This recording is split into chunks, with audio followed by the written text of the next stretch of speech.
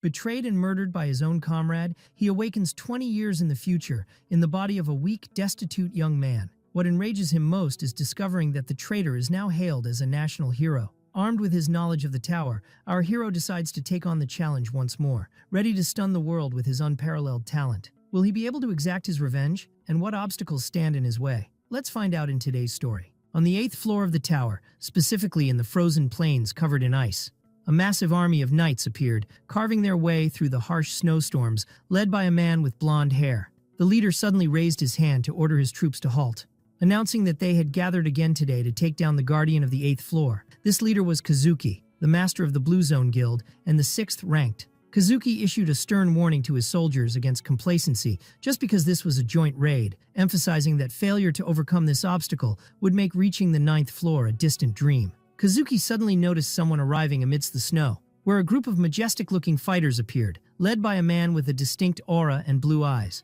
The newcomer was Subaru Narukami, the master of the Blue Eyes Guild, and the 1st ranked, who was wearing a mask with golden details hiding his face. Kazuki welcomed Subaru warmly, and while Subaru apologized for his delay, Kazuki corrected him, explaining that he was actually the first to arrive at the site. Subaru wondered about the Muram Alliance's participation this time, so Kazuki explained that Subaru would lead the attack, sarcastically believing that the Muram Alliance had only come to collect the remaining loot. Subaru ignored that and reached out towards Kazuki to hand him a legendary item called Archangel's Pool, which possesses a unique effect that instantly restores half of one's stamina when fatigue reaches its limit, shocking Kazuki. Subaru explained seriously that he intends for this raid to succeed no matter the cost, but he offered the item to Kazuki as a precautionary measure for emergencies. Then Kazuki asked in a calm tone if he wished to return to the Blue Land after this battle ended, adding that he could return the item to him at that time, causing Kazuki to look at him in silent emotion.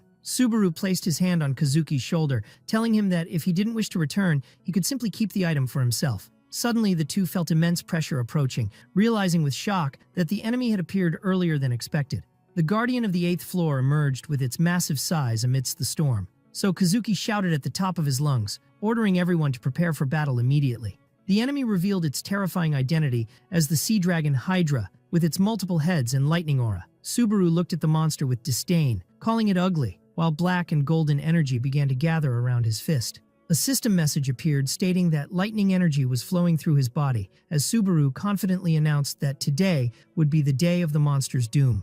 The dragon began charging a devastating attack from its multiple mouths, so Kazuki screamed, warning everyone of a breath attack and ordering them to take cover. But Subaru advanced steadily, drawing his sword and saying there was no need for that. Amidst Kazuki's astonishment at Subaru's behavior and questioning what he intended to do, Subaru unleashed a swift and violent sword strike. The strike sliced through the air and collided with the dragon's attack, causing a massive energy explosion, dissipating the monster's attack completely and leaving a devastating trail that split the battlefield. Kazuki took cover behind him from the force of the shockwave, smiling as he commented on the old man's actions that never change. In the back, Subaru's team stood amazed by the result, where the witch praised the fruits of training, while one of the fighters grumbled because he was one step too late and missed the chance to land the first blow. The girl asked her companion Subaru what he had handed to Kazuki moments ago, to which he replied briefly and mysteriously that she would find out later. Then Subaru turned to his team, asking about their readiness, declaring firmly that the time had come to kill that damn dragon. Everyone stood ready with their weapons to breach this 8th floor, which resembled hell in its difficulty. Kazuki watched the scene from behind in silence, then a sarcastic smile appeared on his face as he muttered about their appearance, playing the role of close friends.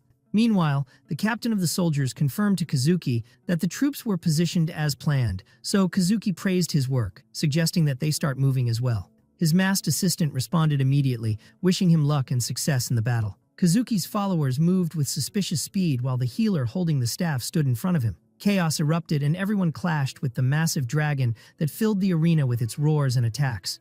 The agile female fighter rushed in, scolding her comrades not to spare any energy and to attack with all their might. Then she sliced through the beast's body lightly, describing it as a simple stroll.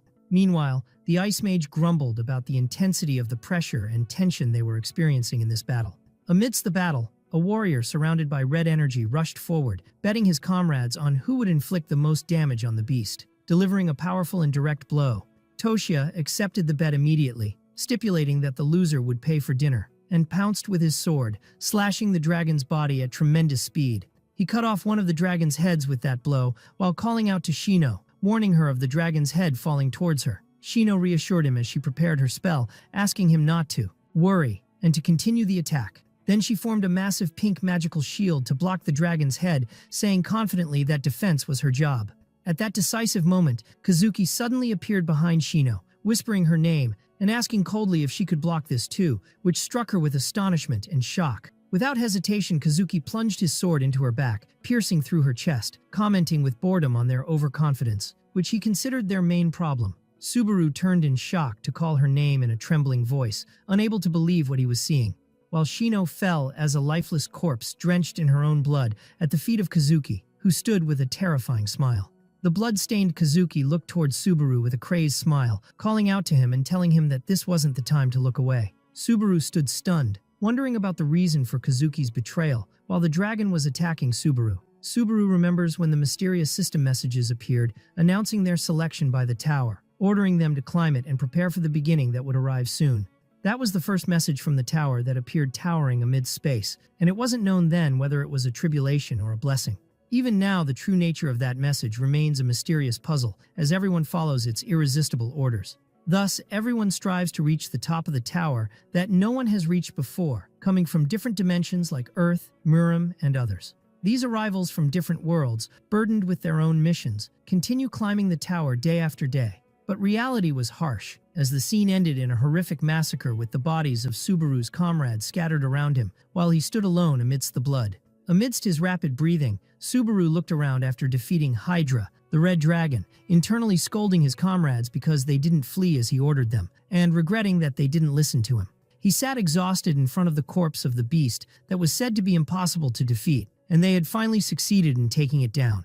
But the victory tasted bitter as he saw the bodies of his comrades scattered, addressing them with heartbreak that they were fools because he hadn't given them permission to die yet. System alerts appeared warning of a poisoning status preventing natural recovery and indicating that the fatigue index had risen to critical levels, while Subaru thought about the consequences if he managed to return. With the strict system warning of inevitable death when fatigue reached 100, a look of anger and determination ignited in his eyes. At that moment, Kazuki approached coldly, praising Subaru with the title Lightning Lord, prompting Subaru to ask him in astonishment about the reason for committing this betrayal. Subaru demanded a clear answer from Kazuki with an angry shout. So Kazuki approached him, explaining that he had been running towards this day for 10 years, claiming that Subaru was the most worthy of understanding that. Kazuki brought his face closer, pointing out with a malicious smile that this was the only way enabling him to defeat Subaru. Admitting vilely that he intentionally drew Subaru's attention and exploited his comrades from the Blue Eyes Guild to distract him, otherwise they would have stood as obstacles in his way. Kazuki shouted with pent-up malice, expressing his psychological torment from everything Subaru had given him, announcing insanely that he chose the world over his friend. He stepped back, announcing with feigned sorrow that the end had come and there was no escaping this result. Then Kazuki took out the Archangel's pool, mocking that he no longer needed to return it as they agreed, and confirming with schadenfreude that the Blue Eyes Guild would disappear completely with the death of its leader. As he was leaving, he told Subaru coldly not to be sad because he would remain a hero in history books, even though he wouldn't be able to verify that himself. Subaru replied with a bloody, sarcastic smile, pointing out that Kazuki only hears what he wants to hear until the very last moment. And despite fully realizing that his life couldn't be saved at this stage, Subaru refused to surrender to death weakly and decided to resist, activating his remaining skills. Kazuki was stunned and turned around screaming at the impossibility of what he was seeing, as Subaru stood again holding the legendary Aeolus fan that generates violent winds. Subaru waved the fan powerfully, announcing that it still contained charges and refusing to tell Kazuki anything. His glowing eyes revealed his determination to use the remaining 4 times in the fan to turn the scales. Subaru recalled the 4 remaining survivors from his guild who were behind him, and used the power of the wind to push them far away from the battlefield with tremendous force to save them, screaming at them to save their lives. Kazuki realized the plan, so he shouted at his soldiers in panic to chase them immediately, and not let any of them escape. While the Murim fighters moved to execute the order, Subaru stood as an impenetrable dam before them, forming a ball of lightning in his hand and forcing them to stay in place to face him. The fatigue index rose to 95, and the sky began to roar with thunder, announcing the restriction of the Lightning Lord's skill duration. As a huge column of golden lightning descended, turning the arena into an electric hell, Kazuki looked at him with tension and a nervous smile, describing him as stubborn, who does not surrender. With fatigue reaching fatal levels of 96, Subaru rushed forward with his weapon, wondering while surrounded by a terrifying aura what kind of prize Kazuki had promised these soldiers to drive them to face a rampaging monster like him. Subaru stands before the crowd of enemies, warning them that the price they would pay for this attack would be their lives. With glowing eyes and a body riddled with wounds, he announced with definitive strictness that from this point forward, no one would leave the battlefield without his permission. The soldiers realized that the situation had become a matter of life or death, so they rushed towards him with their weapons, screaming that they had no choice but to fight with all their might. Subaru countered their attacks with high skill, using his spear to block the swords directed at him, telling himself that these opponents were not the type that would lose to him under normal circumstances.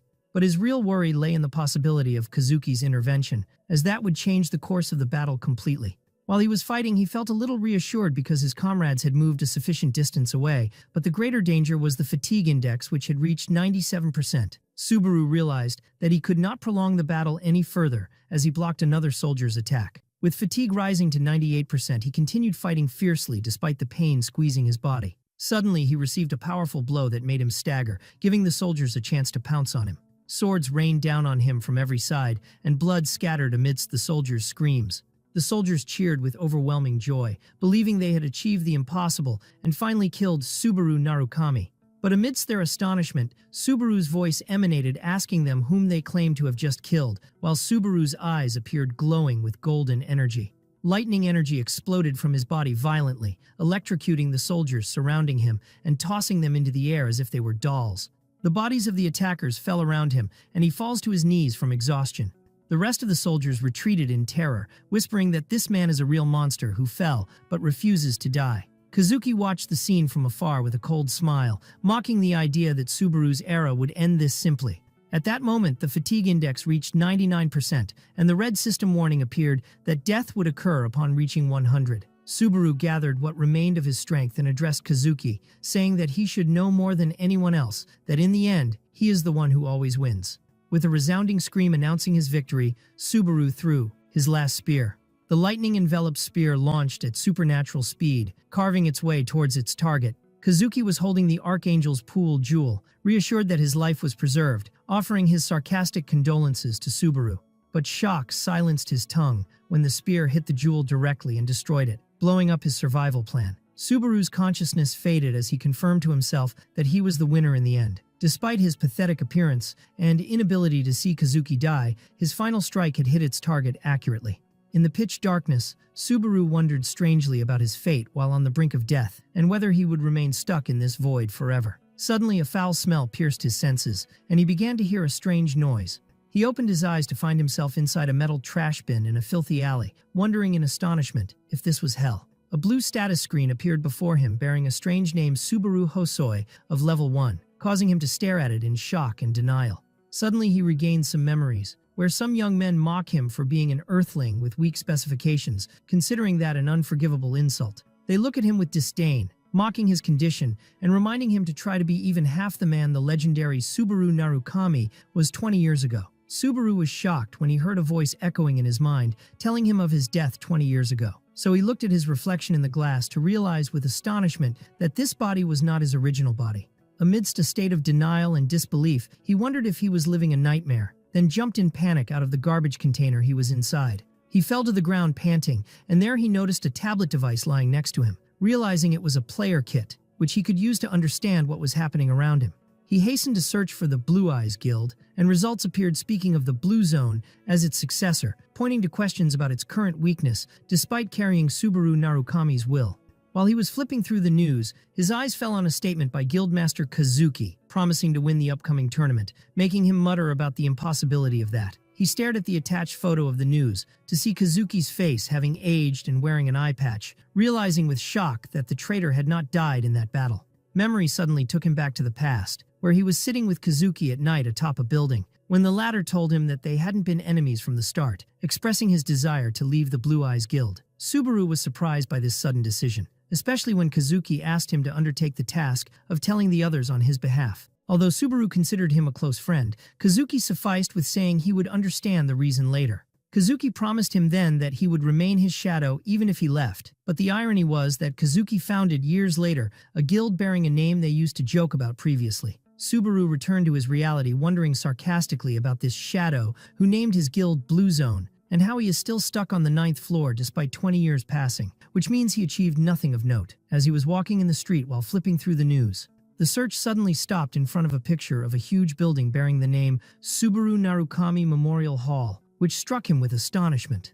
Then he went to the building, unable to believe what his eyes were seeing, for the edifice was more luxurious and massive than he imagined. He stepped inside to find a huge picture of him centering the hall, wondering with bitterness about the purpose of remembering him in this way. He saw pictures and statues of him, trying to understand Kazuki's motives behind this display. He heard the flowery phrases describing him as a role model, the hero of the Blue Eyes Guild, and the man closest to the top of the tower, and how this place was built to immortalize his memory and that of his comrades forever. Anger ignited within him as he watched a recording of Kazuki in a formal suit speaking at the hall's opening ceremony. Kazuki was smiling with fake dignity, announcing that Subaru and the Blue Eyes Guild no longer existed, claiming that Blue Zone was the sole heir to their noble spirit, making Subaru tremble with rage, ordering him to be silent. Subaru felt intense hatred towards Kazuki, who wasn't content with killing him, but also exploited his memory, and decided that he would live to be the nightmare he fears. Kazuki's recording continued to emphasize that Subaru would never return, and that he would never forget him as long as he lived. Subaru approached Kazuki's spectral image, announcing his determination to rewrite that fake memory from scratch. He looked ahead with a sharp gaze, swearing not to allow Kazuki to deceive or manipulate him ever again. He vowed not to waste this second chance, and while he was standing in his place, a young boy bumped into him from behind. The boy fell to the ground, so Subaru hastened to help him and ask if he was okay. But when the boy lifted his face, Subaru froze in his place, for he saw his old mask covering the child's face. At that moment, the child's parents arrived, rushing to check on their son, Minato, while Subaru reassured them that it was just a light collision. Subaru froze in place when he noticed that the family in front of him, and indeed the entire crowd, were wearing masks identical to his old mask, which shocked him into silence. He wiped his face in astonishment as he looked around, unable to believe the strange rituals his eyes were seeing. Everyone without exception was wearing masks, or holding them with reverence, as if in the presence of a holy event. At that moment, Subaru recalled Kazuki's sarcastic words when he told him that even if he died, he would remain an immortal hero in history, realizing now with bitterness that this scene was the embodiment of those words. He realized that Kazuki had manipulated history and turned his betrayal into a fake heroic legend. His eyes fell on a huge picture of him with his famous mask, surrounded by candles and flowers, in a majestic funeral scene. Subaru realized that all these ceremonies were nothing but a farce, orchestrated by Kazuki to steal the glory of Blue Eyes and attribute it to himself. While he was staring at the piled flowers, a familiar flash of blue energy amidst the bouquets caught his attention. He pushed his way forcefully through the gathered crowds, indifferent to the shouts of warning and objection around him. Subaru ignored everyone and continued his rush until he reached the front rows. He knelt before the flower-filled altar and picked up a distinctive blue flower radiating faint energy, whispering in astonishment as he immediately knew its owner, and that it belonged to Shigure Asagiri. Nearby, specifically on the roof of a building overlooking the square, two people stood watching the square, where Shigure expressed his relief that this year also passed without incidents. His companion replied sarcastically, pointing out their recklessness, and that if they had been a little late, they would have clashed with members of the Blue Zone Guild. His companion wondered wearily about the necessity of taking this risk every year and offering flowers, but Shigure insisted on its importance, in case of any emergency. Shigure sighed, looking down, expressing his simple hope that Subaru would notice the flowers he offered someday. His companion doubted the matter, asking him seriously if he really believed Subaru was still alive, to which he replied that he hadn't seen his body with his own eyes to believe his death. She replied with painful realism that if he were alive, Kazuki would have found them before they found Subaru, adding angrily that Subaru wouldn't have left them waiting and watching for 20 years if he were alive. Subaru exited the building quickly. He was panting while holding the flower, certain now beyond a shadow of a doubt that Shigure was still alive. The scene shifted to Subaru's small and gloomy room, where he sat on his bed flipping through his tablet, mocking the poverty of the original body's owner. Search results showed no trace of the Blue Eyes Guild, but the flower in front of him was living proof of Shigure's survival. He realized he was alive, but forced to hide and go undercover for the past 20 years. Subaru intelligently deduced that Kazuki was the reason behind their disappearance, for knowing Kazuki's nature, he wouldn't have left any witness to the truth living in peace. He remembered the moment of the great explosion in the previous battle, wondering if Shigure was the sole survivor, or if the wind had saved all four. Subaru realized the reality of his current situation. As long as Kazuki was alive and in control, attempting to contact his old comrades now would be a suicidal mission. He looked at the window, acknowledging his current weakness and helplessness, and that trying to force his way into events would bring him nothing but death. He stared at his hands with determination and resolve, deciding that his first and essential step must be reclaiming his lost power before anything else. Based on Subaru Hosoi's memories, 2 days of preparation passed, and finally the preliminary training phase to qualify players began, where Subaru stood holding his sword. He looked at the blade with focus and determination, telling himself that survival was his sole goal. For as long as they were all alive, meeting again was possible at any time. The scene shifted to the test hall, which looked like a majestic Roman amphitheater, where the huge supervisor Hyuga stood watching the participants with stern and bored looks. One of the participants was panting heavily after killing a monster, so Hyuga commented coldly that he barely succeeded, but it wasn't over yet. The supervisor asked him if he wanted to try the next step, while the participant was panting from fatigue. A system window appeared explaining that every additional step increases the number of goblins by 1, with an increase in rewards, which terrified the participant. The participant retreated, screaming his categorical refusal, considering facing 3 goblins at once, an act of madness. Hyuga was annoyed by his screaming, threatening him with failure, so the participant begged, certain of his success in the current stage. Hyuga looked at the goblin corpses with disdain, lamenting the low level that forces him to pass a weak person like this. Hyuga reviewed in his mind the performance of Isaac von Reinhardt, who reached the 20th stage, noting that he was the only one showing promising potential amidst this group. He looked at his tablet with deep disappointment, commenting that the standards of this training had become catastrophic, and the quality of recruits had reached rock bottom.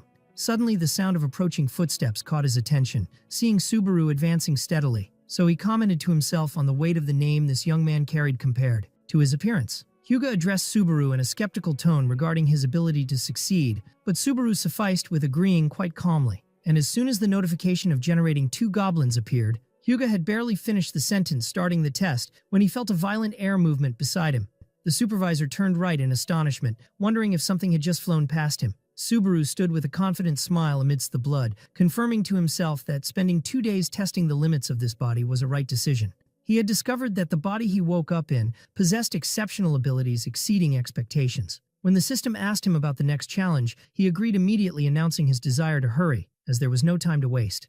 Hyuga gaped in shock as he saw goblin heads flying in the air. The arena was filled with chopped monster corpses, making the supervisor wonder in astonishment what on earth was happening in front of him. He began analyzing Subaru's movements precisely, realizing that he wasn't swinging the sword randomly, but reading his opponent's movements 2 or 3 steps ahead before striking. Hyuga realized that this skill went beyond mere fencing prowess, admitting secretly that he himself couldn't execute moves with such precision. Hyuga looked at Subaru's confidently smiling face, whispering that this level was impossible unless this young man was the incarnation of Subaru Narukami himself. Subaru continued slaughtering goblins in cold blood and incredible speed, with blood scattering around him.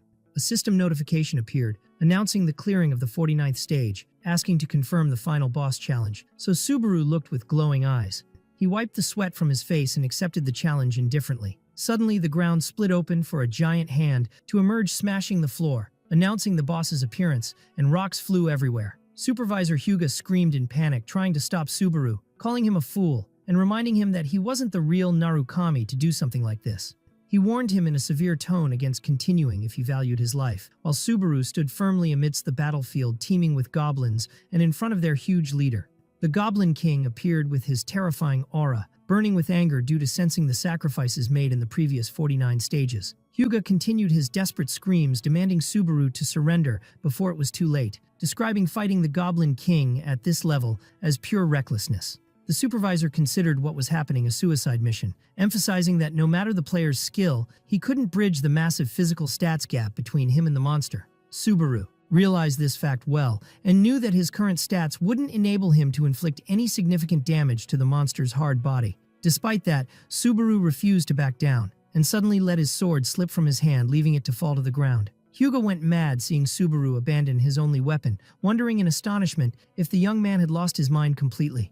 The beast pounced with a crushing attack, but Subaru had noticed something strange in the arena from the beginning and decided to exploit it. The boss stopped suddenly when he noticed that a needle had pierced his leg. Subaru appeared kneeling on the ground holding a set of sharp needles, asking the monster with a sarcastic smile if he was surprised. Subaru offered a bet to the monster on who would fall first, threatening to turn him into a beehive before he could touch him. And with a gaze radiating blue energy, Subaru prepared to execute his threat. The needles launched at lightning speed to pierce the monster's eyes and face with extreme precision, exploding a loud scream of pain from the Goblin King's throat. The blind monster raged, striking the ground with his huge axe randomly, while Subaru danced around him gracefully, dodging all blows. Subaru landed on the ground, watching his opponent carefully, recalling in his memory past lessons about rotational force and its relationship to throwing power.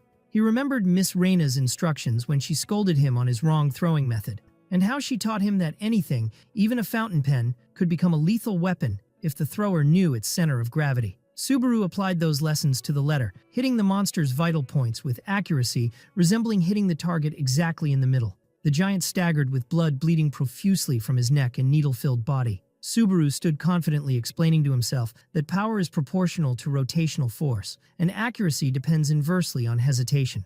He admitted secretly that these moves were what Reina taught him, and that even he couldn't execute them with such proficiency without her training. Hugo watched the scene in astonishment, realizing that the goblin corpses and poisonous needles from previous stages hadn't disappeared because the test hadn't ended yet, and was shocked because Subaru exploited this mechanic, which the supervisor considered a given. He realized that Subaru didn't rely only on fencing to cut goblins, but used throwing techniques to target weak points with hidden weapons he collected from the arena. Sweat poured from Hugo's face as he described Subaru as a genius, then corrected himself, considering that the word genius wasn't enough to describe what he saw while the Goblin King was breathing his last. The massive body of the Goblin King fell with a huge noise, announcing the end of the battle, while Subaru approached to pick up his sword quite calmly. Subaru stood before the lifeless corpse of the Goblin King, telling him calmly that he bore no grudge against him, and proceeded to finish him off. System messages appeared announcing the defeat of the boss and passing the 50th stage of the tutorial program for the first time. Subaru wiped the sweat from his forehead, complaining about the cruelty of placing a monster of this level in a training stage, even though it was just a tutorial program. Suddenly, notifications followed announcing his level rise and obtaining credit and achievement points, and most importantly, the tutorial shop was opened, which could only be used in this stage. Subaru was stunned to possess 2425 achievement points, a huge number he hadn't seen before, even in his previous life. He began browsing the store, noticing that prices ranged between 5 and 200 points for normal tools, meaning he had a large surplus. The unknown demon sword caught his attention, a rare weapon priced at 1,000 points, consuming the user's health and soul to increase cutting power, made by a failed magic blacksmith. Subaru found the offer tempting, but remembered that his lightning skill also consumed health, making using the sword a great risk. His gaze moved to the Holy Sword Miranda, priced at 1,400 points, which reduces fatigue and increases combat duration, thinking that what he needed was safety, not a demonic sword. Subaru fell into deep confusion between choosing the destructive power of the demonic sword or the safety provided by the Holy Sword, as he didn't feel either was the ideal choice. He stood trying to make a wise decision regarding spending his initial points. As he scrolled down the list, he noticed he could still scroll, landing on an F-rank skill called Wedge of Greed, priced at 1,400 points, and its effect is suppressing the side effects of skills and tools used by the user. Sweat poured from Subaru's face due to his sheer amazement, for he had never seen a skill with this effect before. He immediately realized that this skill might prevent the negative effects of the demonic sword, and perhaps even the negative effects of his own lightning skill.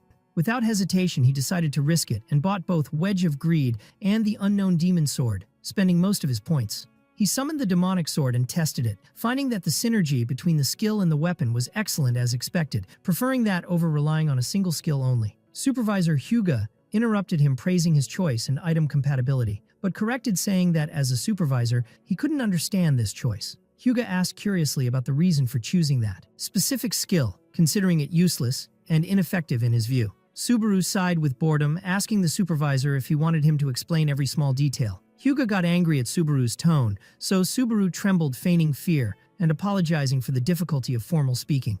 Hugo calmed down a little, attributing Subaru's behavior to fatigue after the exam and confirming he would let it slide this time only. Subaru looked at the old supervisor, retrieving his memories and realizing that that snotty-nosed kid from the past had become the exam supervisor now.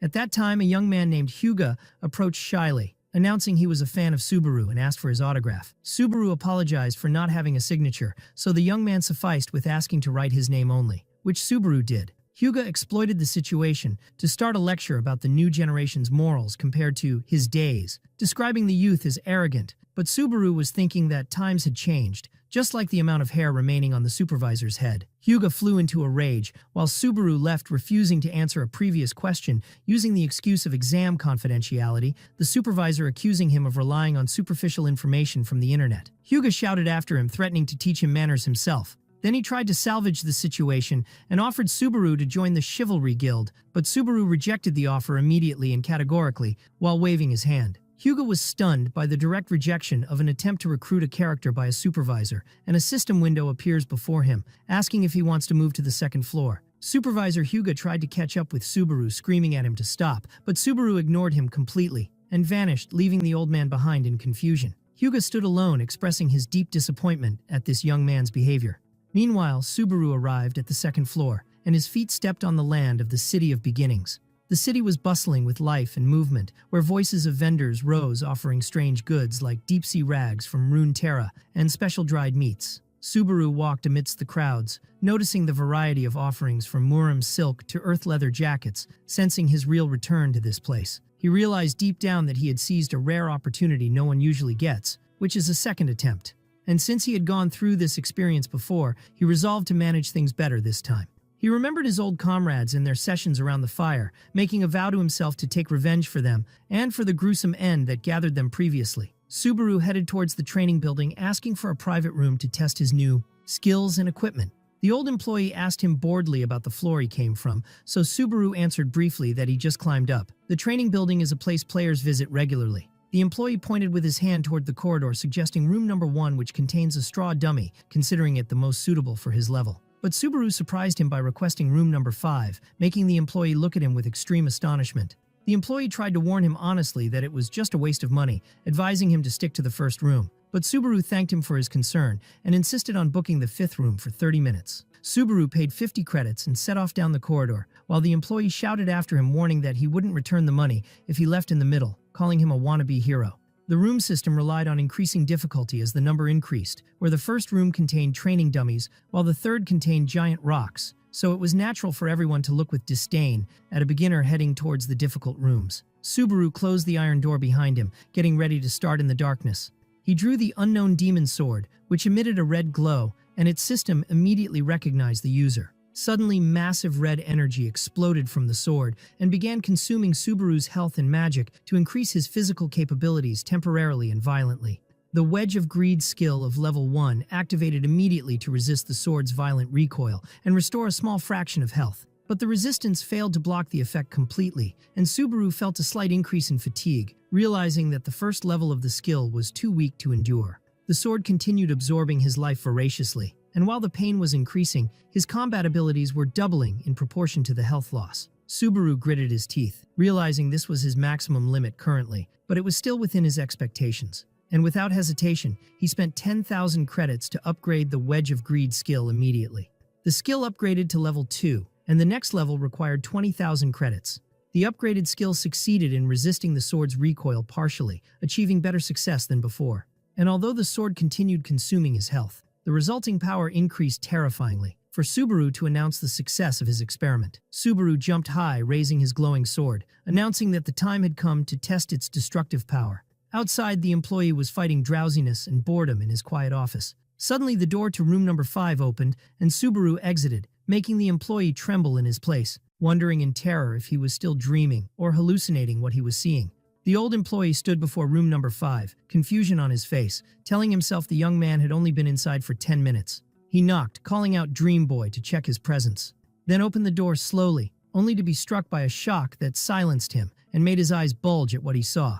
The room was completely destroyed, the walls cracked, and even the giant rock used for training had been sliced in half with terrifying precision, making him wonder in amazement what on earth happened here.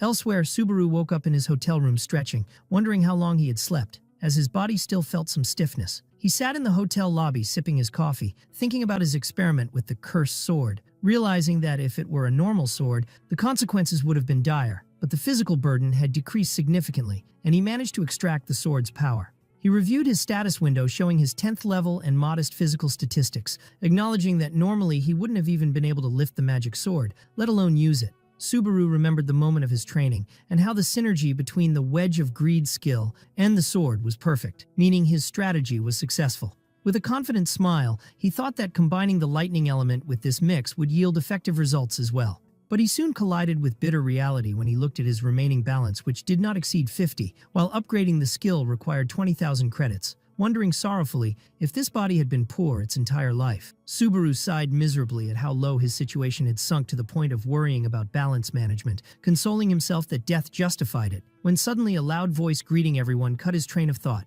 He turned to see a young man wearing cat ears filming a live stream, speaking enthusiastically about his expedition on the second floor and his memories as a newbie. A donation notification of 1,000 credits appeared on the stream screen, increasing the stream's enthusiasm. While the streamer was celebrating, he spilled coffee on himself, but he feigned exaggerated kindness before the camera and thanked the person who donated the money to him. Subaru watched the scene in astonishment, wondering if this person was crazy. He browsed his tablet to read about the live streaming era and how 1 in every 3 players had started practicing this activity to earn points. Subaru realized that what he saw just now was a live stream to get donations, and suddenly he heard a familiar voice calling his name. He turned to see an elegant man in luxurious clothes, asking him if he had climbed up as well. The man approached him, commenting that the coincidence was strange, and asked him about his place of residence. At that moment, Subaru felt a strange reaction in his body, which he described not as annoyance, but an instinctive response resembling a thrill, making him deduce that the relationship between the body's owner and this person hadn't been good.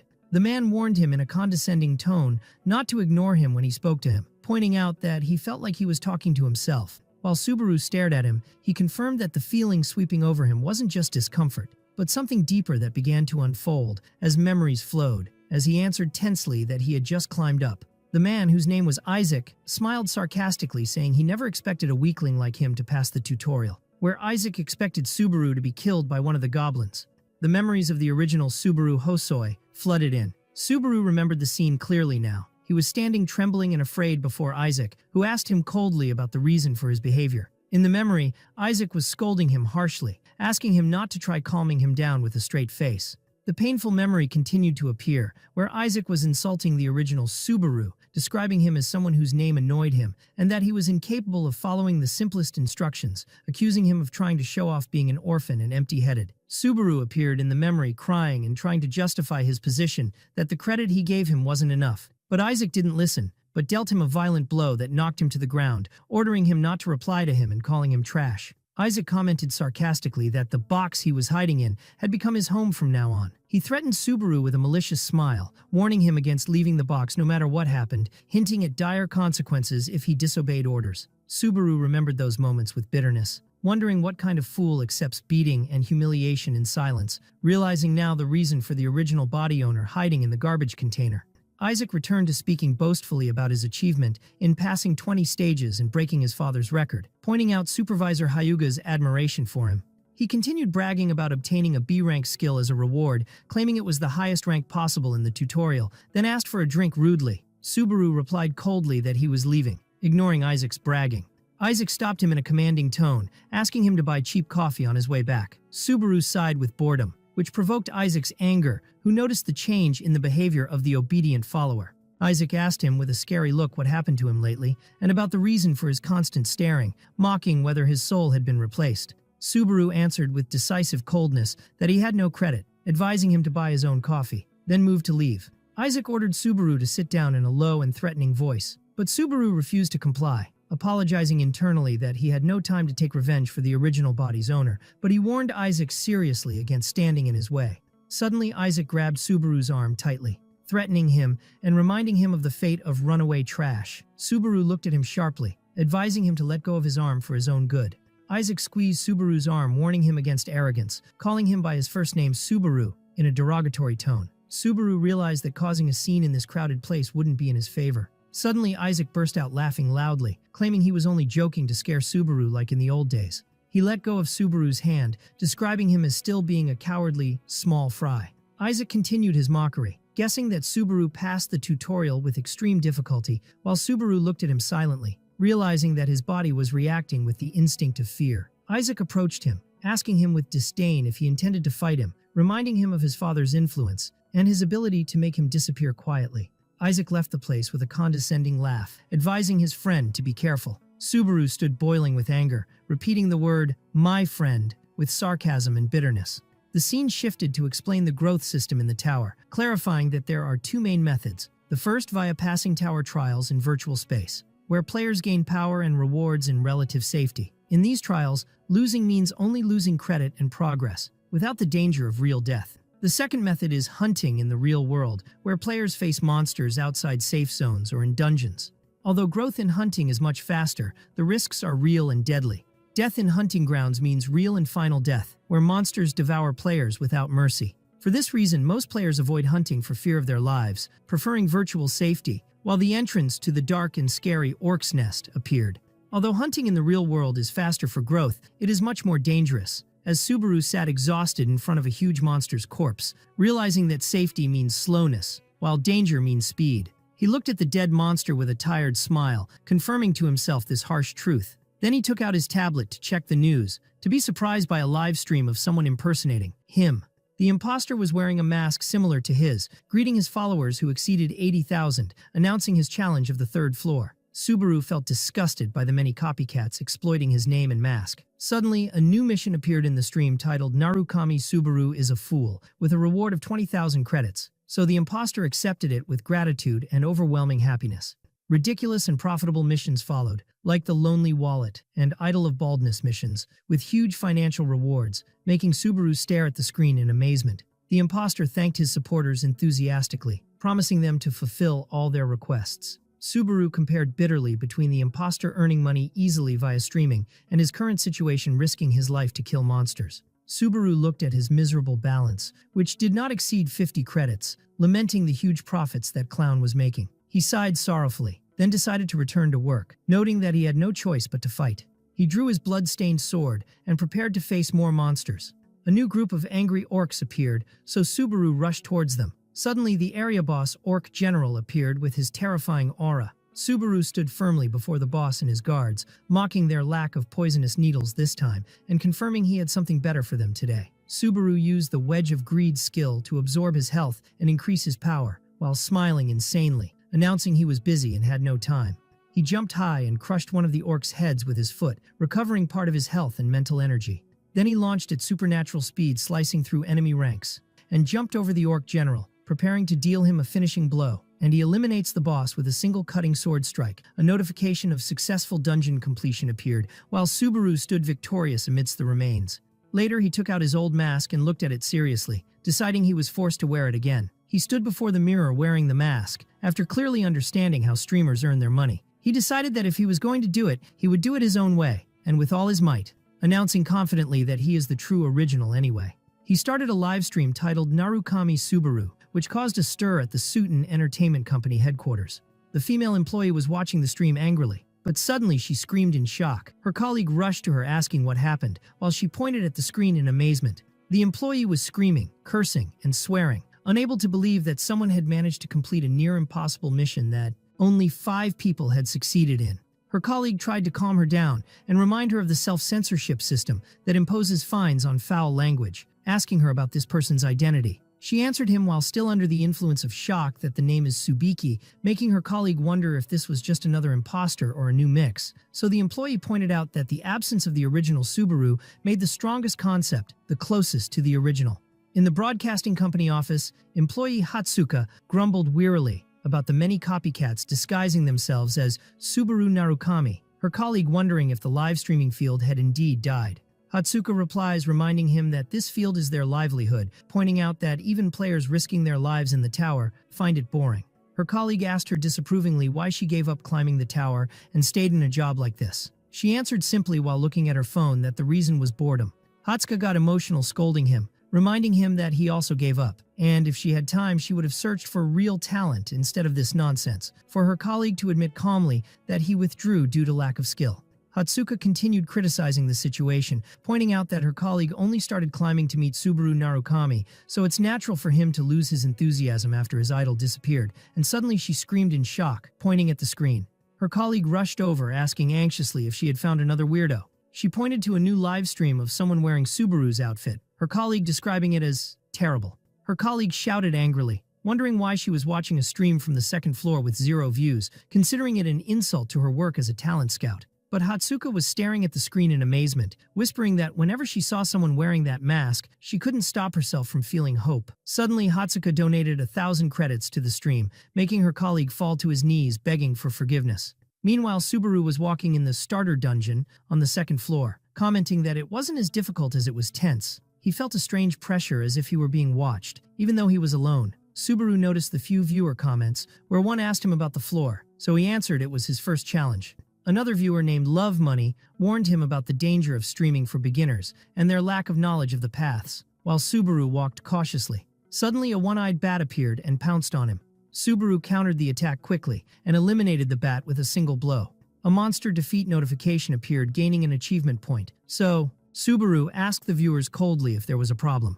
He continued walking in the dark dungeon, while comments began to increase. Viewer White expressed his admiration for Subaru's quick reactions, while Love Money advised him not to be greedy and wait for a team, but Subaru was reading the comments indifferently. Subaru thanked Love Money for the advice, but rejected it politely, saying that wasn't possible. Subaru announced confidently that he preferred challenging alone, which provoked the mockery of viewers who expected his inevitable doom. Subaru ignored their sarcastic comments, accusing him of gathering views in Subaru Narukami's name, and focused his gaze on a new monster that appeared before him. A mud nymph monster pounced from the ground, but Subaru dodged it skillfully and dealt a fatal blow with his demonic sword. Subaru decided to test his limits and see how far he could go. A monster defeat notification appeared, gaining 2 points, while viewers wondered in amazement what just happened. Suddenly, monster screams filled the place, and a group of bats and mud nymphs appeared. Subaru launched like a hurricane, cutting monsters left and right with his glowing red sword. The viewers were stunned by his speed and power, wondering what was happening in front of them. Successive notifications appeared of defeating monsters and gaining points, while Subaru stood holding his sword, having begun proving to everyone that he wasn't just a copycat, but a force to be reckoned with. Amidst the pitch darkness in the cave, Subaru began explaining to his followers how to locate enemies and their number by focusing on sounds only, while comments poured on him with mockery, accusing him of lying and claiming knowledge when he was just a beginner. Subaru touched his mask, thinking that if they knew his truth, they would realize what was going on in his mind, while comments continued mocking his insistence on impersonating Narukami Subaru and trying to climb on the shoulders of his fame. Subaru continued walking with determination, telling himself that the points he had collected so far were still insufficient, and that he aspired to collect as many achievement points as possible before leaving this place. Viewers watched his progress with sarcasm, where one commented mockingly that a real man rushes forward in silence, while others wondered if he had done any prior research before entering this dangerous area. Suddenly, Subaru stopped and raised his head, revealing the shocking surprise. The cave ceiling was completely covered with massive crowds of one-eyed bats. The monsters opened their glowing red eyes simultaneously, inciting the schadenfreude of viewers who expected his inevitable doom in a retry attempt. At that moment, a notification for a new mission appeared from viewer My Only Stream, offering him only 100 credits in exchange for eliminating all those monsters, which the rest of the viewers considered a malicious trap or a cruel joke. But Subaru surprised everyone by accepting the challenge quite calmly, thanking the viewer for the 100 credits. The scene shifted to the broadcasting company where Hatsuka's colleague sat, hitting his table in anger and frustration due to his failure to reach the 6th floor. But he quickly apologized to Hatsuka for disturbing her, finding her in a state of focus on her device. Hatsuka noticed something strange on her device screen, so her colleague asked her what she was looking at and why the sudden silence. Suddenly, Hatsuka spoke, saying something was incorrect. The man began stammering, trying to justify his position, claiming the amount wasn't large and he had the money to pay it. While Hatsuka looked at her device suspiciously, her colleague promised her he wouldn't return to gambling again, while her eyes widened in amazement at what she saw, denying that she didn't mean what he was talking about. Hatsuka pointed to the screen in amazement, uttering the name Narukami Subaru, while her colleague was surprised by her continuing to watch that stream. The man's features turned into real horror as he muttered the impossibility of what was happening before him. On the screen, Subaru was moving like a hurricane amidst the bats, his sword drawing red arcs of blood, making viewers scream in the comments, unable to believe this was a beginner level on the 2nd floor, and they started feeling pity for the bats. Everyone wondered in amazement about the number of monsters he was dropping alone in every strike. In the heat of battle, Subaru remembered Shigure's words in the past when he praised him, saying he was amazing because his breathing and gaze never wavered even when changing his sword's direction mid-strike. Shigure was explaining that it looks like he cuts them in one blow, but in reality, he calculates the enemy's fluid movements and plans his actions beforehand. Subaru remembered his reply then, that he didn't think of anything special, which confused Shigure. He recalled the memory of Shigure grumbling about him, considering it better if he wasn't able to do that instinctively, describing him as annoying. He returned to reality, tearing through the bats, applying his principle in communication and combat, matching eye contact and conveying intent immediately, and not targeting every enemy individually when facing groups. Subaru explained to the viewers that one-eyed bats always attack by thrusting their heads forward. He deduced that the more of them there were, the larger the gap they created, so he pounced on them, exploiting their collective rush. Subaru stood amidst the remains with blood dripping from his sword, while comments objected to his explanation, which clarified nothing, and the viewer who called him a beginner demanded an apology. Subaru stood calmly, while a viewer likened his explanation to someone saying, "If you put your foot forward, you can walk." Subaru commenting internally that communication was truly difficult. Viewer Love Money, the challenge owner, alerted him not to forget accepting the credit, so Subaru remembered the matter suddenly. Subaru began tapping on his tablet in confusion, surprising viewers who wondered if the stream was buffering or stopped. Subaru was staring at the screen in total ignorance, wondering how to accept the reward, triggering a wave of laughter in the comments at his non-existent technical skills. Finally, under the guidance of Love Money, who explained the button's location, Subaru managed to complete the task and receive the 100 credits, thanking the viewer gratefully. Subaru announced to his followers that the next challenge would be the last, as he walked confidently toward the end of the dungeon, his balance rising to 150 and achievement points to 118. In the broadcasting company office, Hatsuka screamed loudly, surprising her colleague, who asked her the reason for this sudden scream. Hatsuka pointed at the screen in astonishment, wondering if her colleague had ever seen anything like this before, while he tried to calm her down and remind her that it was merely a stream from the second floor. Hatsuka got emotional, insisting she was overreacting for a good reason, so her colleague apologized nervously. She excitedly began imagining that this person might be the real Subaru Narukami, returning from Earth, wondering if this was destiny. She continued spinning theories about reincarnation, citing novels, while her colleague looked at her with concern, noting that she loses her mind whenever it involves Subaru. Hatsuka felt dizzy from the sheer excitement and asked her colleague Song Hyun to pinch her to ensure she wasn't dreaming. Song Hyun refused her request and asked her seriously if she was thinking of recruiting this person. Hatsuka screamed enthusiastically, confirming it, considering that even if he wasn't the real Subaru, he possessed rare talent as a solo streamer. Song Hyun tried to dissuade her from the idea, warning of the department head's anger if he found out, but Hatsuka reminded him that he was betting just moments ago, so he had no right to speak to her so seriously. But Hatsuka ignored him completely, taking out her device to check Subaru's stream and telling her colleague to wait and see that she would be right in the end. Subaru reached the end of the dungeon, where a massive gate appeared. Subaru entered the gate to find himself facing a massive wolf-like monster sitting and waiting for him. The monster, Greg, the wolf warrior, appeared with his majestic aura, while viewers on the stream commented on the immense pressure they felt just by seeing him, and one admitted to failing 8 times before him.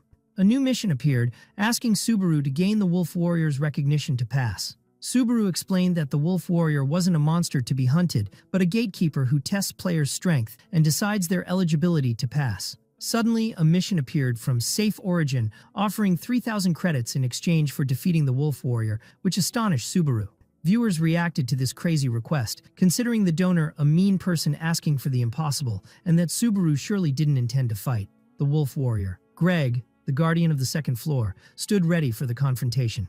A system message appeared asking Subaru to obtain the warrior's recognition, while the wolf stared at him sharply. The wolf asked Subaru in a deep voice if he was alone.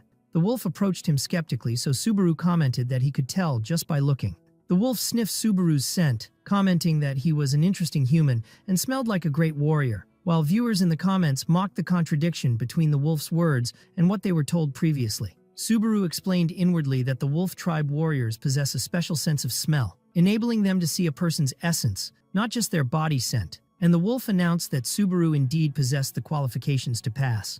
The wolf announced the end of the test and allowed Subaru to pass, while viewers commented in astonishment at this unexpected pattern. But Subaru didn't move. Instead, he muttered that this didn't even happen in his previous life, expressing regret because his target was the wolf itself.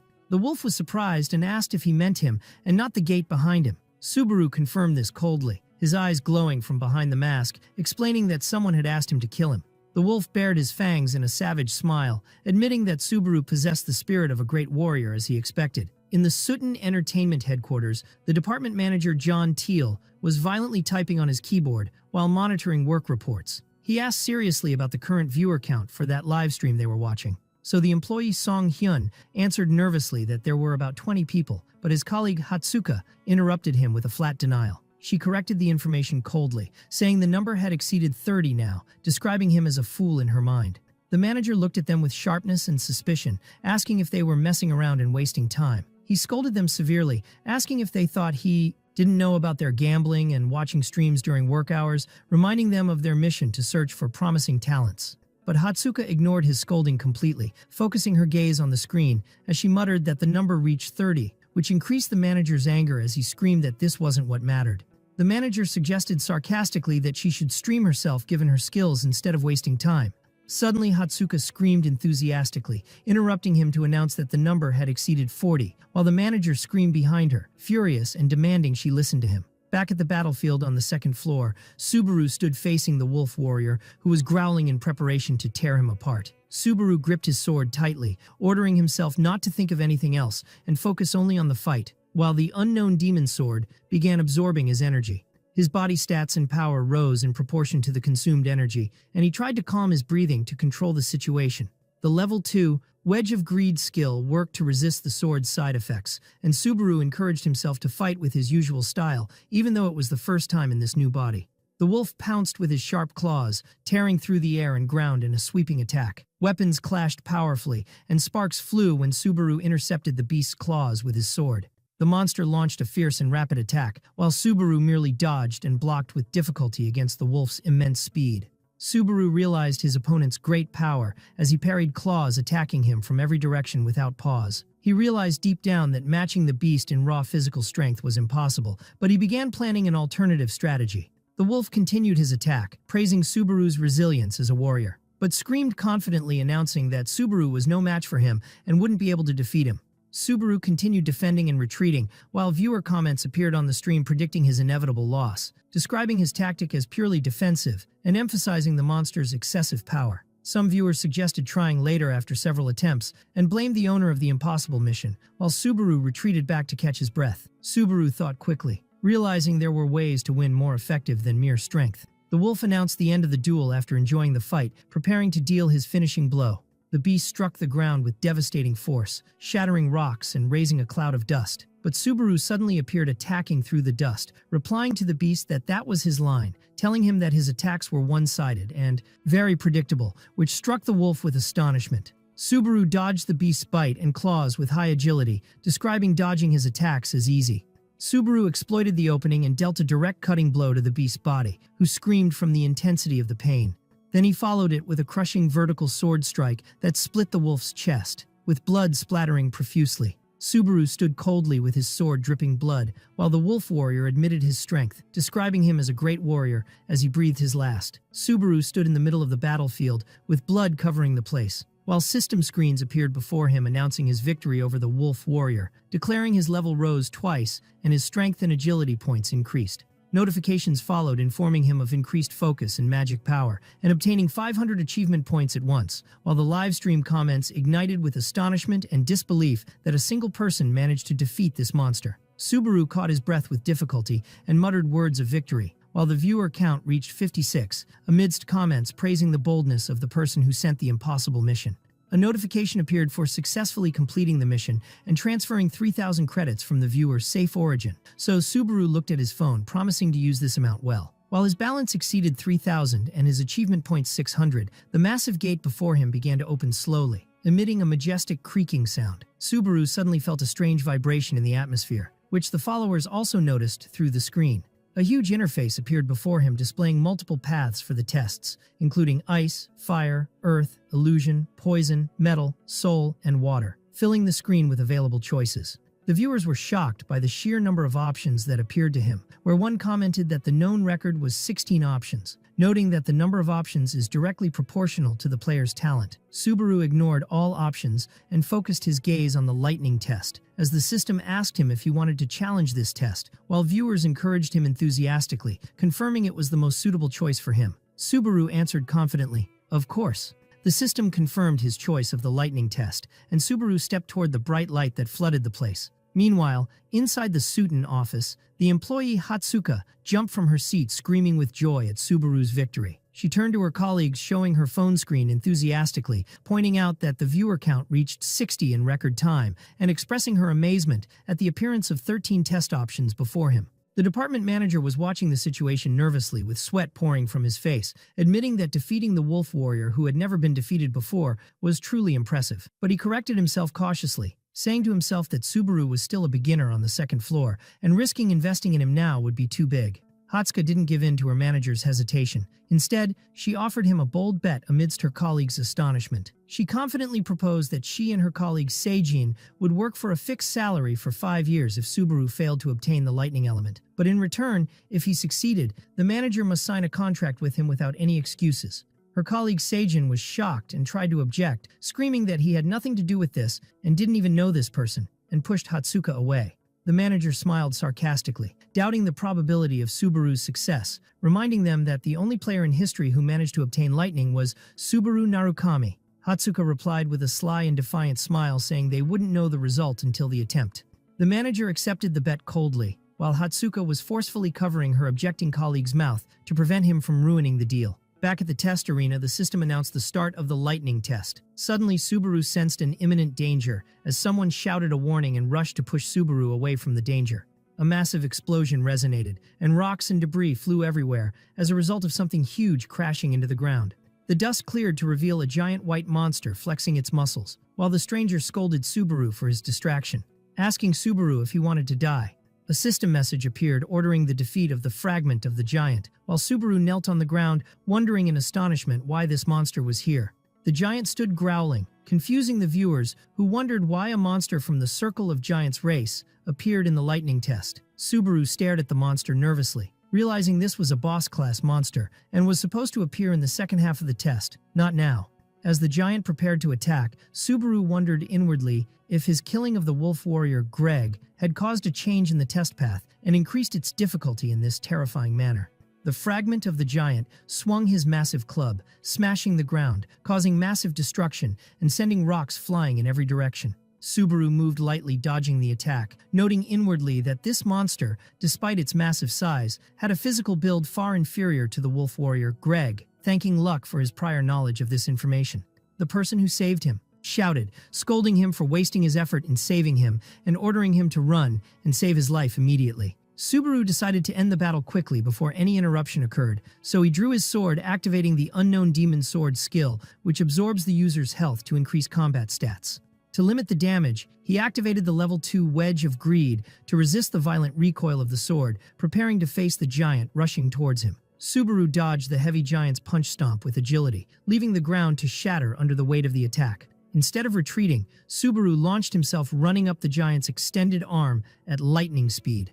The monster was confused and didn't realize what was happening until Subaru was behind him in the air, ready to attack. Subaru landed on the giant's shoulder and plunged his sword violently, causing blood to splatter profusely. The beast growled from the intensity of the pain, but Subaru looked at him coldly and muttered with annoyance at his loud voice. And with a decisive move, he dealt a finishing blow, telling the monster to shut up for the rest of his life, while blood exploded from the giant's neck. The massive body fell lifeless to the ground, and a system message appeared announcing the defeat of the fragment of the giant and clearing the 4th stage, amidst the astonishment of followers on the stream who couldn't comprehend how he suddenly jumped to the 4th stage. Notifications followed, telling Subaru his level rose and his strength, agility, health, and magic points increased, in addition to obtaining 4,000 achievement points at once. He also obtained 2 rare items, Heart of the Giant and Lightning Bolt armor, while comments ignited with amazement at the generosity of the rewards and the unprecedented achievement of finishing stages 1 to 4 in one blow after killing the wolf warrior. The person who saved Subaru returned, running towards him panting, identified by followers as Falcon, stammering from shock. Falcon asked him in astonishment what exactly he was, so Subaru answered coldly while sheathing his sword that he could tell just by looking. Subaru stood in a heroic stance, announcing that he was the person who came to defeat the giant, while comments mocked his vague answer. The scene then shifted to a quiet village, where Subaru entered an inn and sat on the bed to rest a little. Followers on the stream demanded to see the items he obtained, expecting them to be of magic or rare rank. Subaru agreed with a smile, expressing his own curiosity to inspect his loot. Subaru displayed the first item, Heart of the Giant, a rare ring that increases health by 2 points and boosts recovery, expressing his admiration for its effect. Then he moved to the second item, Lightning Bolt, a rare armor increasing defense by 5 points. Imbued with lightning power and possessing an active skill that negates negative status effects once daily. Subaru wore the new armor, which gave him a majestic appearance, and suddenly a new mission appeared from Narukami Koa, offering 5,000 credits in exchange for learning the lightning skill. Similar missions followed from other followers like I Am Bald, Mission Villain, and Safe Origin, all offering huge sums reaching thousands of credits just to see him use lightning. Subaru thanked everyone gratefully, promising them he would definitely show them the power of lightning. As he looked at the screen, he wondered inwardly why so many were waiting specifically for the lightning skill, and began feeling vague suspicions. Subaru realized that the original Subaru Narukami might have been a more significant and influential existence than he thought. A knock on the door cut his train of thought, so he allowed the knocker to enter, while comments noticed someone eavesdropping. The door opened for Falcon to enter with a handsome knight wearing shining armor. Falcon introduced the knight respectfully, apologizing for the delay, and announcing that this was the commander of the village knights, Lord Peleus. Falcon began speaking about the frequent giant attacks lately, confirming they were on constant alert around the clock with full armament. To ensure everyone's safety, they asked villagers to refrain from going out unless absolutely necessary, while the commander spoke seriously with his assistant about security measures. Where Falcon expressed his surprise at meeting a stranger in such a difficult time, Commander Peleus thanked Subaru on behalf of the villagers, noting that he heard about him protecting the village during his absence. Subaru replied modestly, saying he only did what was natural, while examining Peleus closely. He recognized Peleus, the brave knight standing as a fortress for the village, as Peleus told him that they succeeded during their reconnaissance in locating the giant leader. He announced with determination and resolve that they intended to risk their lives to corner him in his den. Then Peleus bowed before Subaru, swallowing his pride as a commander and asking him for help in saving their village from this imminent danger. Subaru watched the scene in silence, while livestream comments ignited with mysterious messages from viewers, warning Peleus and calling him by name, with some asking to stop spoiling future events. Subaru recalled his memories of the original story, realizing a painful truth, that Peleus was destined to die in the next stage. Despite knowing this inevitable fate, he asked Peleus to raise his head, looking at him with pity mixed with resolve. Subaru agreed to cooperate with him, which drew features of relief and confidence on the commander's face. Peleus thanked him warmly, and at that moment a system notification appeared announcing the start of the 5th stage, titled Survival. The small army set off towards the rugged mountains, while Subaru walked among them checking his tablet. He noticed that the flow of comments became much faster with the increasing number of viewers, making him realize the difficulty of communicating with them properly amidst this situation. Suddenly Peleus ordered everyone to stop, raising his hand to warn them. He pointed his hand toward a distance where the enemy lay, alerting everyone to his presence in a low voice. And there, the giant leader was sleeping deeply, leaning against the hill, with his massive tattooed body and thick beard. Peleus devised the attack plan, suggesting that he would draw the leader's attention, while Subaru attacked from behind, exploiting the element of surprise. But Subaru interrupted him, suddenly asking him to wait, having noticed something suspicious in the atmosphere surrounding the sleeping leader. Subaru's eyes widened as he realized the terrifying truth, muttering that the leader was not alone. Suddenly, the ground split open and other giants appeared out of nowhere, surrounding the leader, or perhaps it was a planned trap. The horizon filled with an army of smiling giants with terrifying pale faces, surrounding the knights from every side in a tight ambush. Peleus was shocked by the horror of the surprise and froze in place, while one of the giants grabbed a knight and crushed him with his hand amidst screams of horror and pain. Cries for help rose and blood splattered everywhere, while the giants stood enjoying the massacre.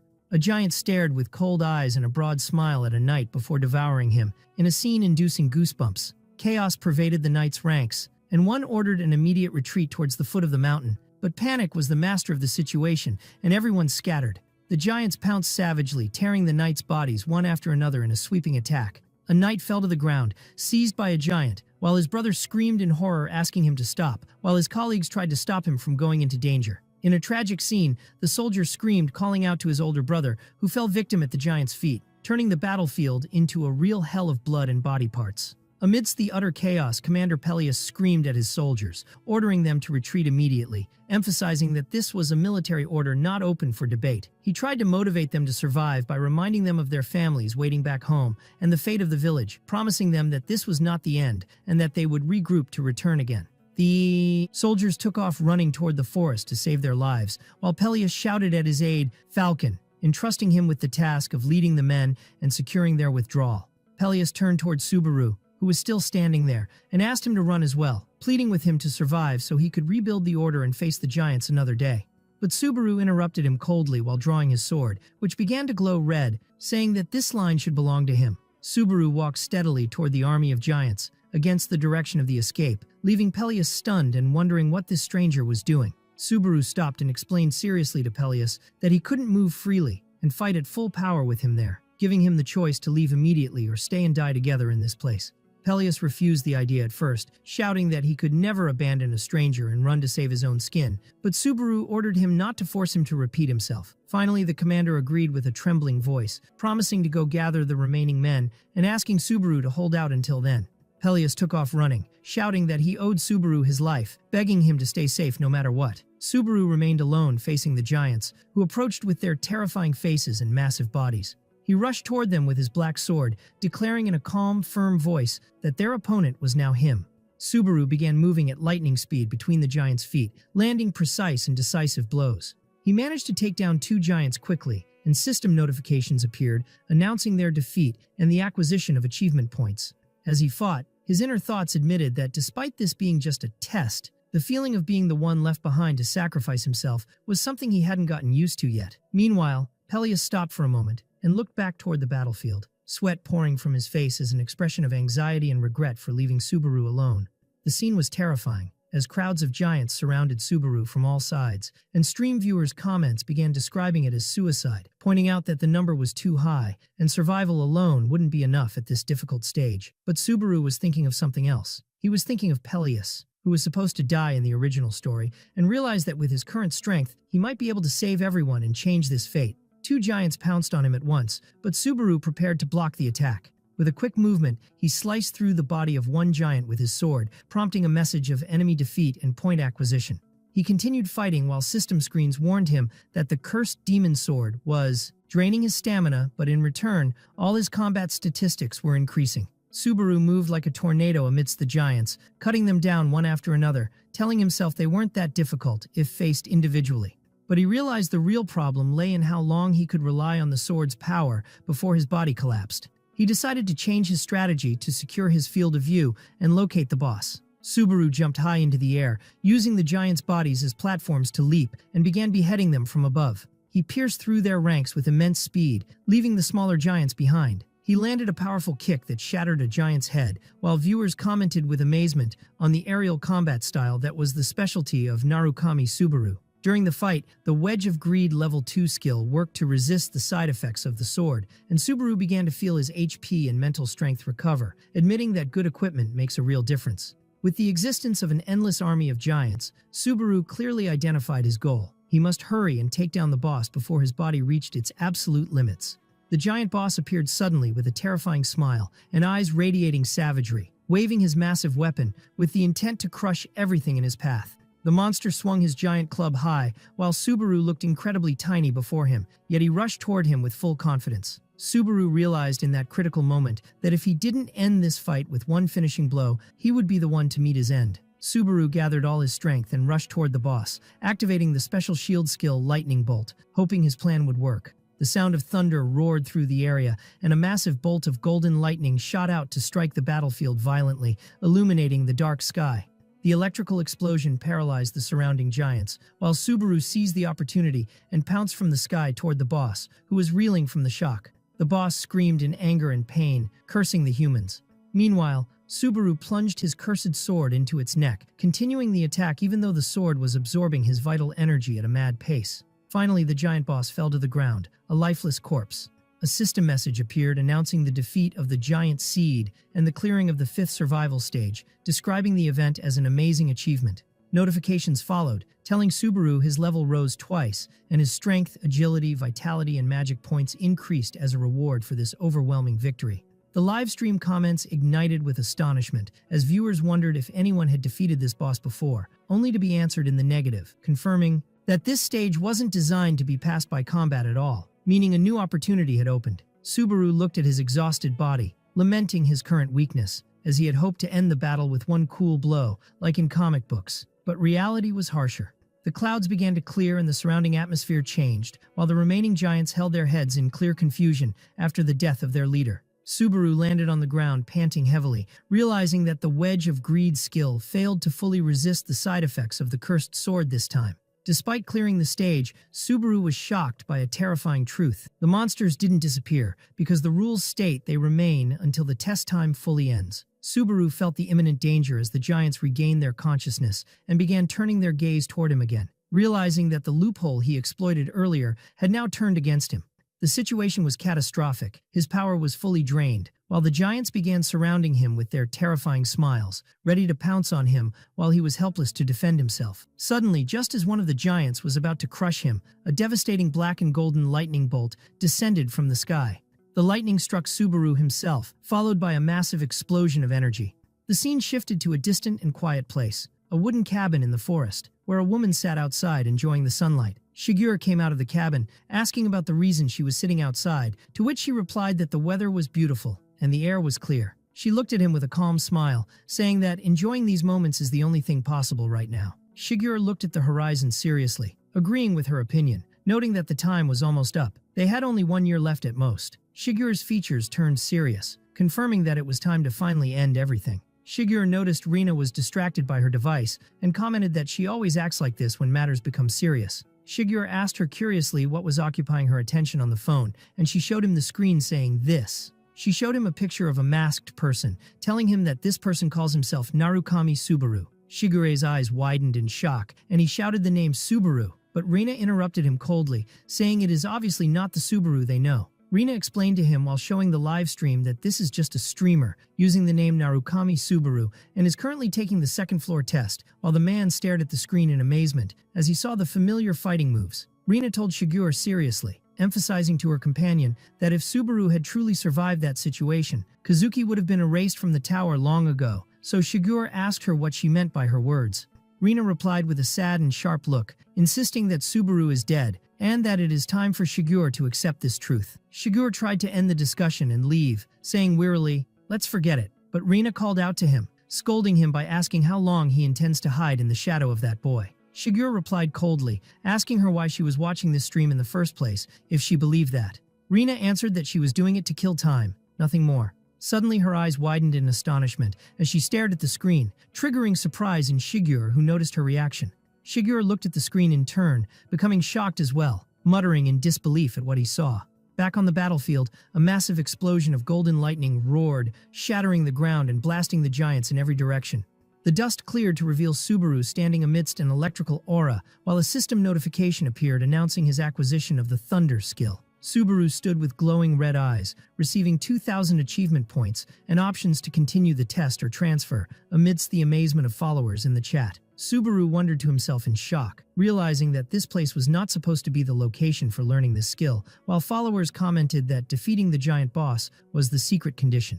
Subaru read the details of the rank A+ Thunder skill, which consumes health and magic, and while the giants were regrouping, he decided to thank God for his survival for now. Messages of completed quests and huge donations from followers reaching thousands of credits poured in, so he offered his thanks to everyone. With his balance reaching over 20,000, he remembered that he must offer a simple show of gratitude in exchange for these donations, so he prepared to resume fighting.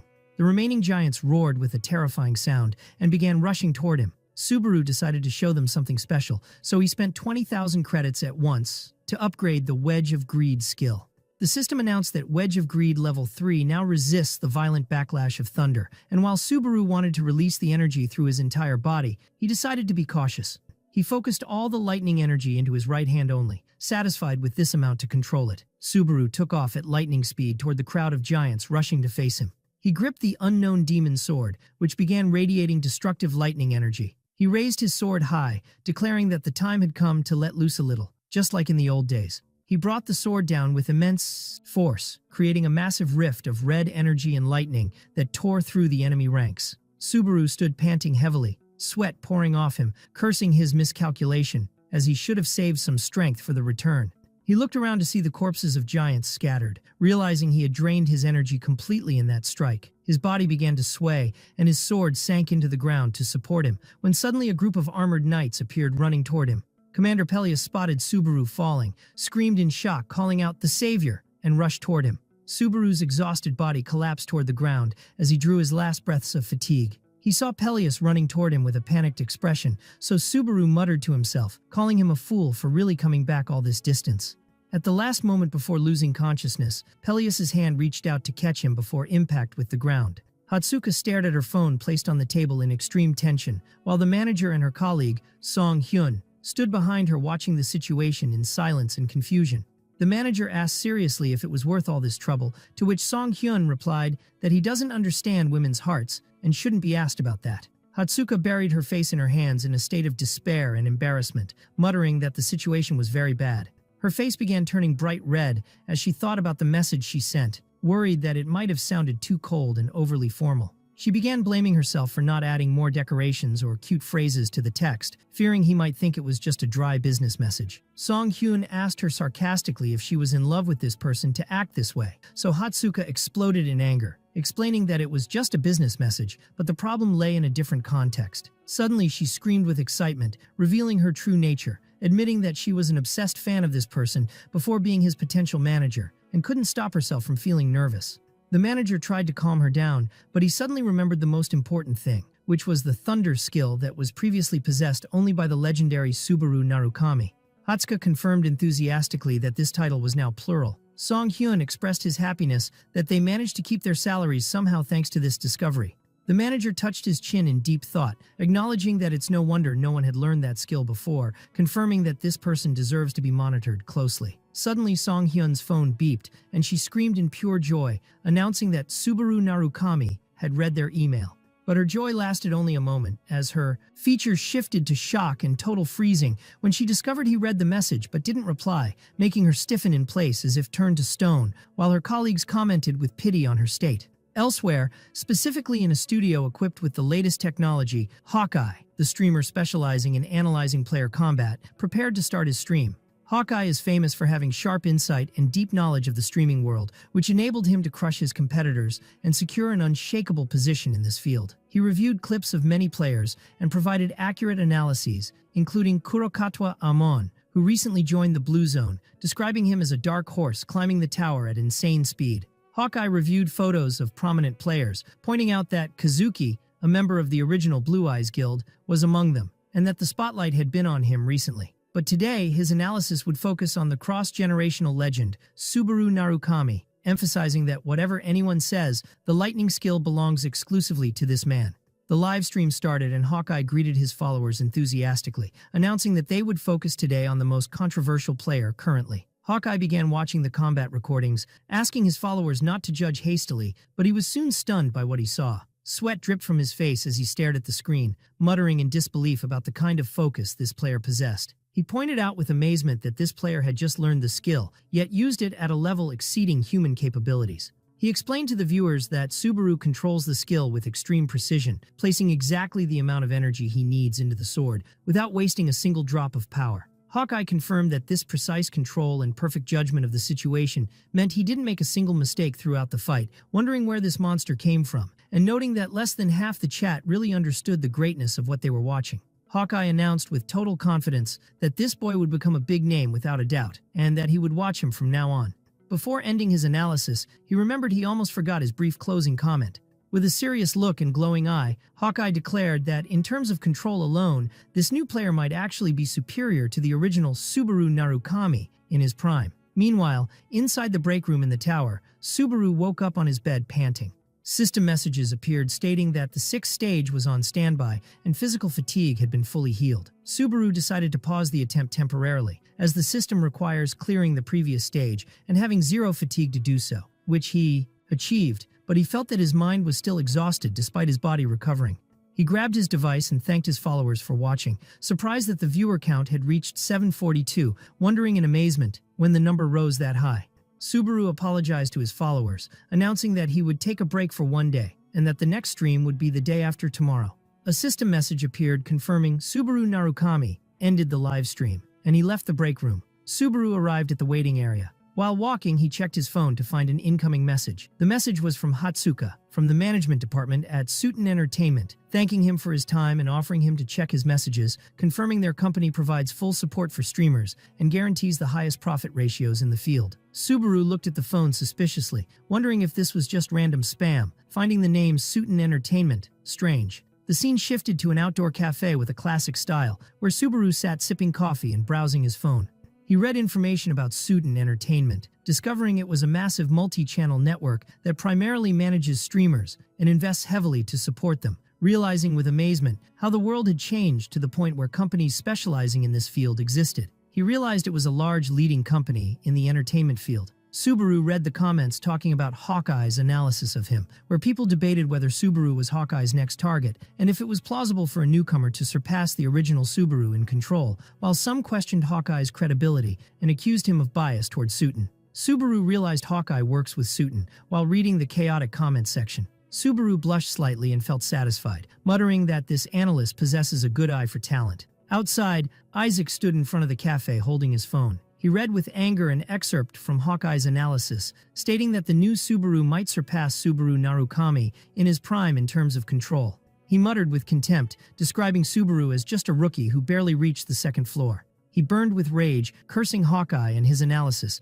vowing to gouge those eyes out himself once he passed this stage. Isaac entered the cafe, pushing the door open in annoyance, complaining about his day starting badly. Suddenly his eyes fell on Subaru sitting inside, so he smiled sarcastically, wondering if this day was cursed, as everywhere he looked he found Subaru in front of him. Isaac walked deliberately, passing by Subaru's table, who was busy with his phone. He bumped into the table Subaru was sitting at with force on purpose, causing hot coffee to spill, entirely on Subaru's clothes, who jumped up from the heat. Isaac claimed innocence, saying it was his mistake, then pretended to be surprised upon seeing Subaru's face. Isaac stood over Subaru with a provoking smile, commenting that he runs into him a lot lately, and the second floor is really small.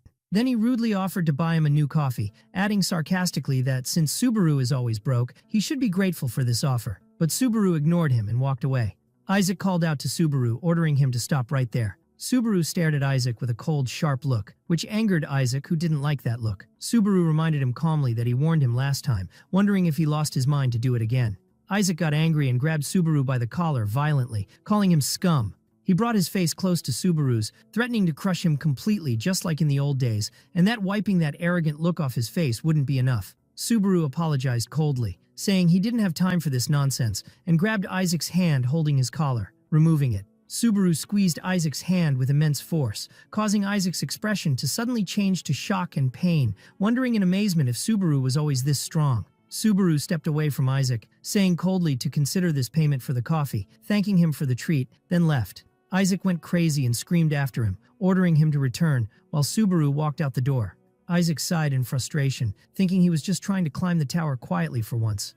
Isaac mutters with intense anger as he mentions the names Narukami Subaru and Hosoi Subaru, considering that both of them had succeeded in provoking his anger to the absolute limit.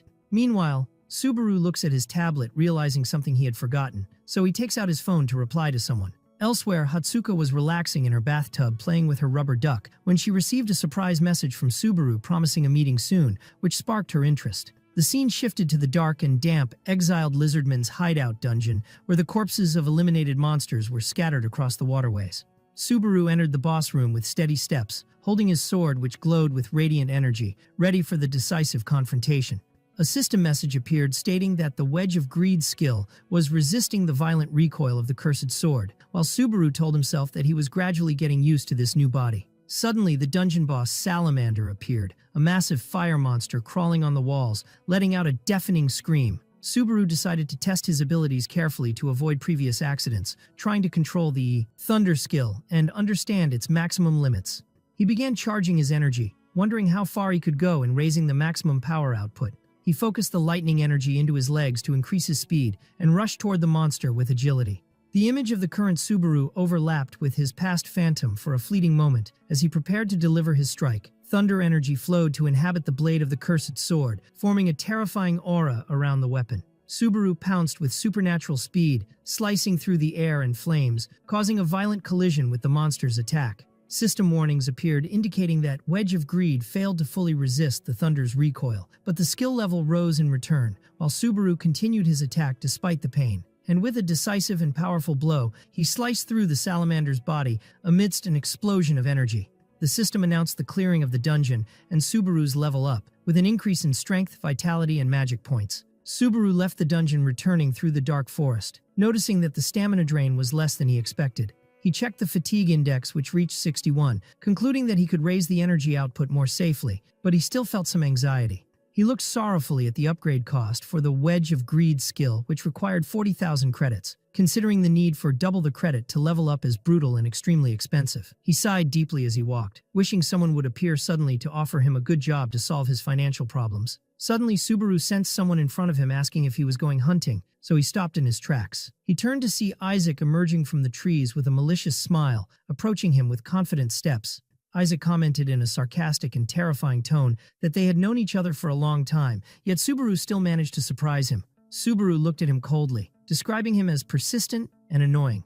Isaac admitted that he thought about it carefully, but his anger had reached a point he could no longer suppress, justifying his pursuit of him. He approached him closer, suggesting in a threatening tone that they settle the score between them now and end it. Subaru showed no fear, but merely displayed a sarcastic side smile on his face, as if he expected this, or simply didn't care.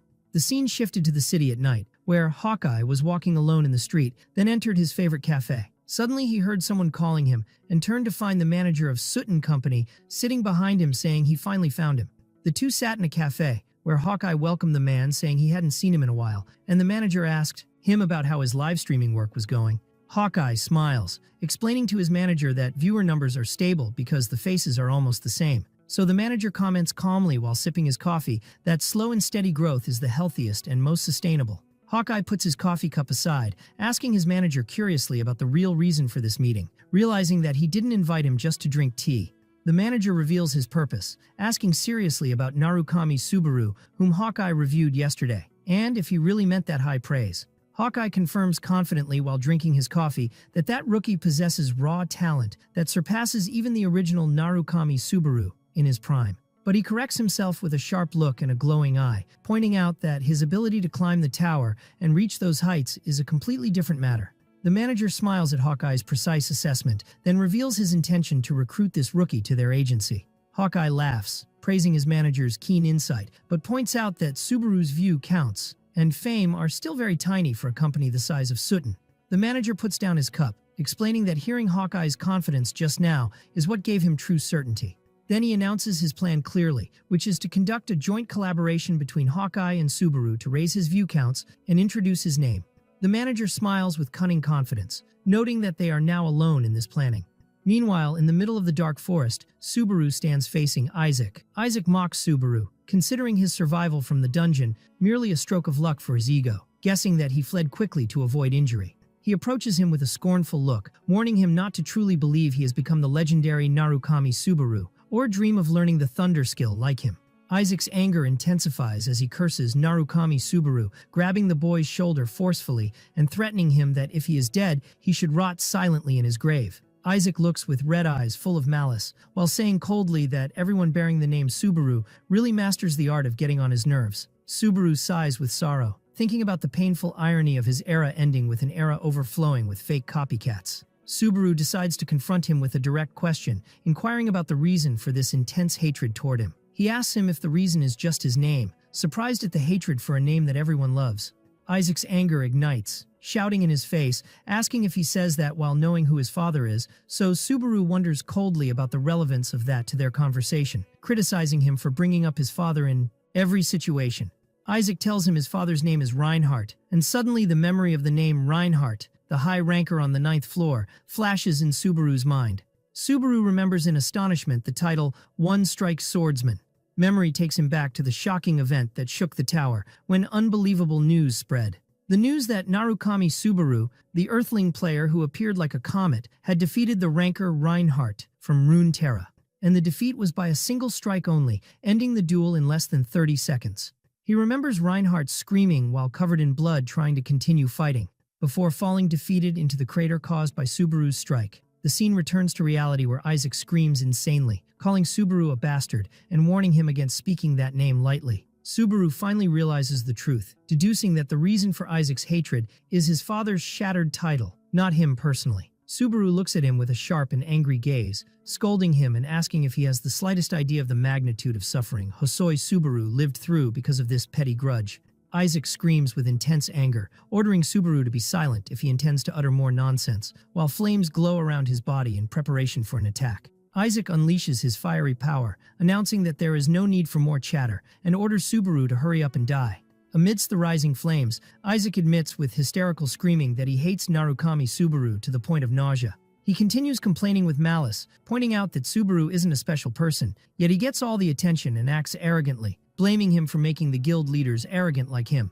With a demonic smile amidst the fire, Isaac announces with schadenfreude that those arrogant ones are rotting in hell now, and that this is the just retribution for them.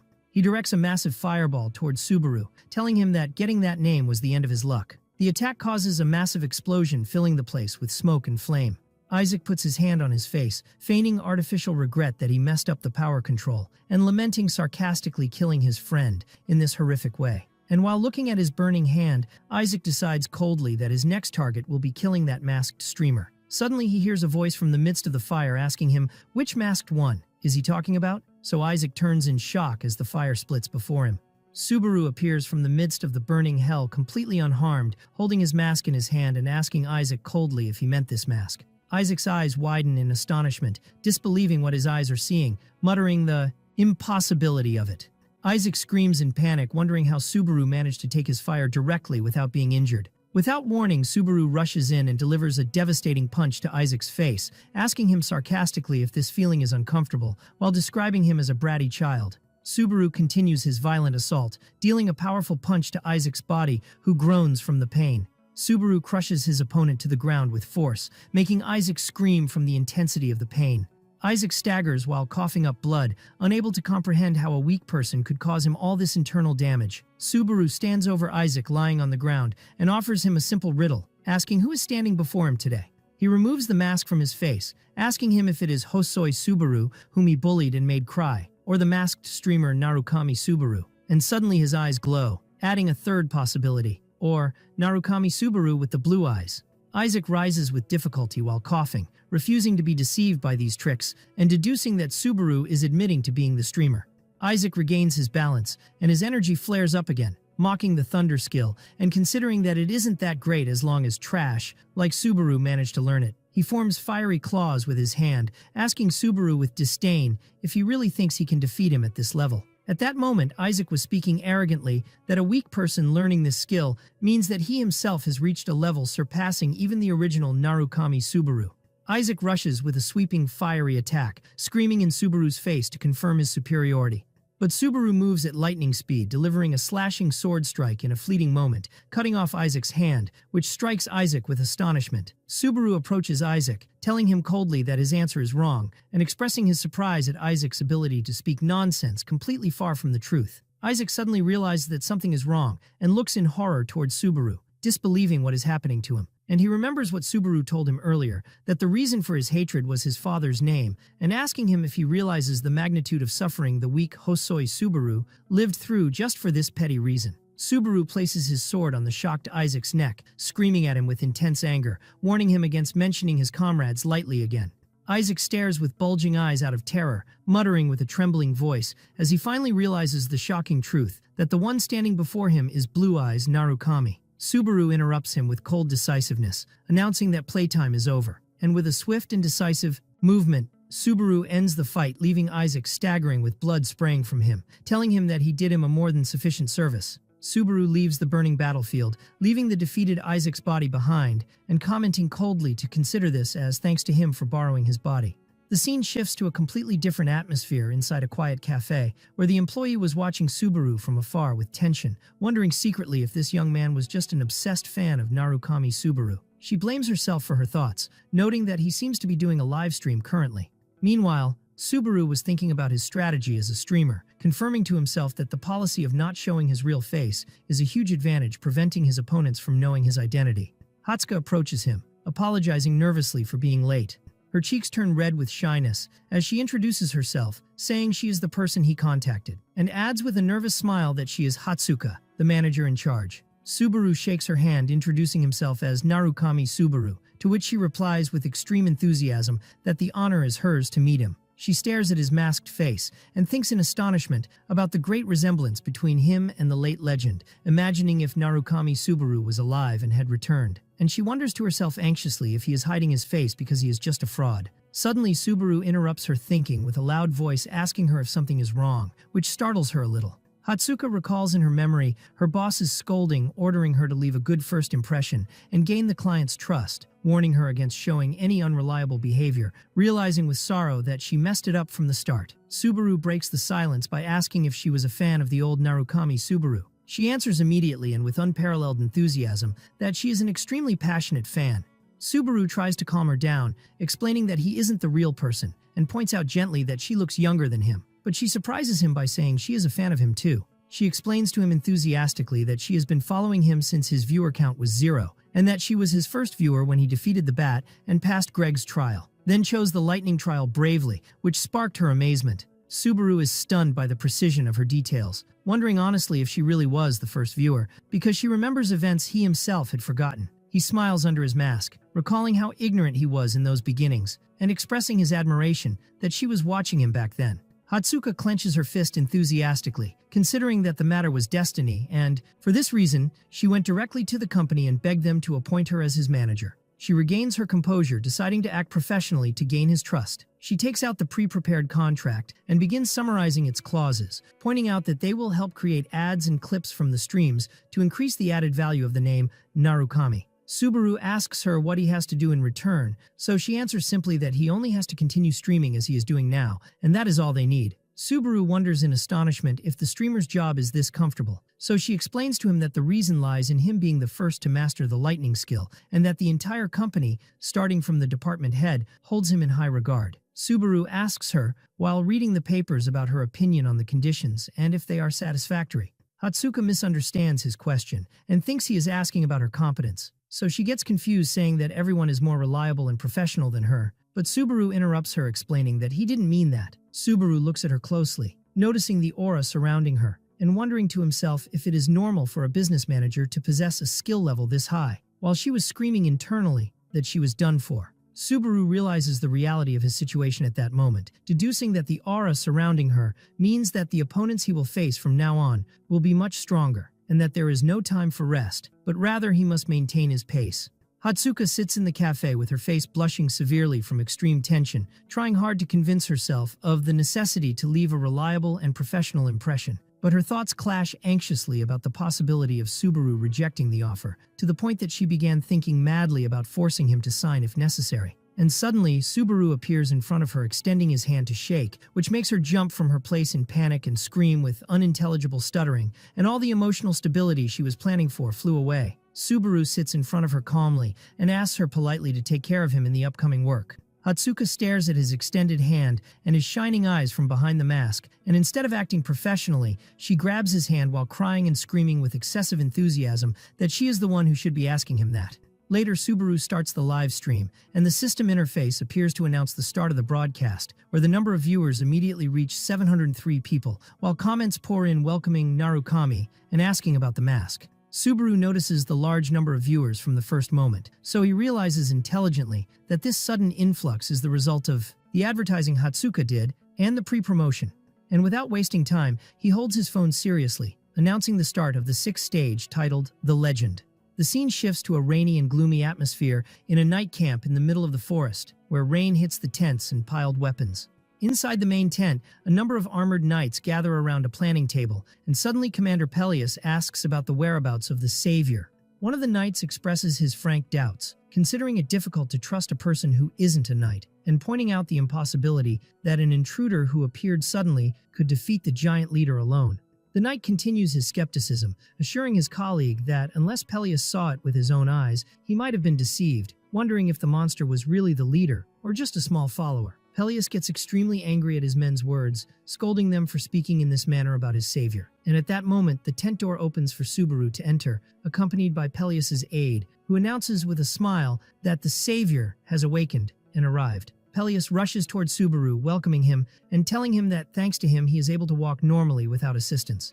The other knights watch Subaru with looks full of doubt and suspicion, whispering among themselves that he doesn't look strong, and that his mask raises suspicion significantly. Subaru notices their looks and hidden hostility, so he confronts them coldly, saying that it seems they don't believe he defeated the monster, or perhaps they simply don't want to believe that. And he remembers when Hatsuka explained to him that she adjusted the microphone frequency so that only the viewers on the stream could hear his voice, pointing out that this feature is very useful in boring situations like this, while Subaru seems impressed by this technology. Subaru gets angry at their way of dealing with him and comments on the rudeness of their style of speaking to a person who saved them, while the live stream comments ignite with mockery of the knights and encouraging Subaru not to underestimate them. A knight with a gray beard and majestic appearance named Dale steps forward and extends his hand to shake Subaru, offering his thanks at the beginning. Subaru shakes his hand, but he feels immense pressure in the old knight's grip, who tells him sorrowfully that he was protecting the village, but everyone was trampled and crushed. Subaru asks him in astonishment about the word trampled, so Dale answers with dark and terrifying features that it was done by that man. Subaru stares into Dale's eyes with complete seriousness, asking him if there is an existence more dangerous and stronger than the giant leader he defeated. So Dale answers with confidence and brevity in the affirmative. Dale begins narrating an ancient legend, explaining that the real giants who waged war against the gods in the past were sealed and disappeared.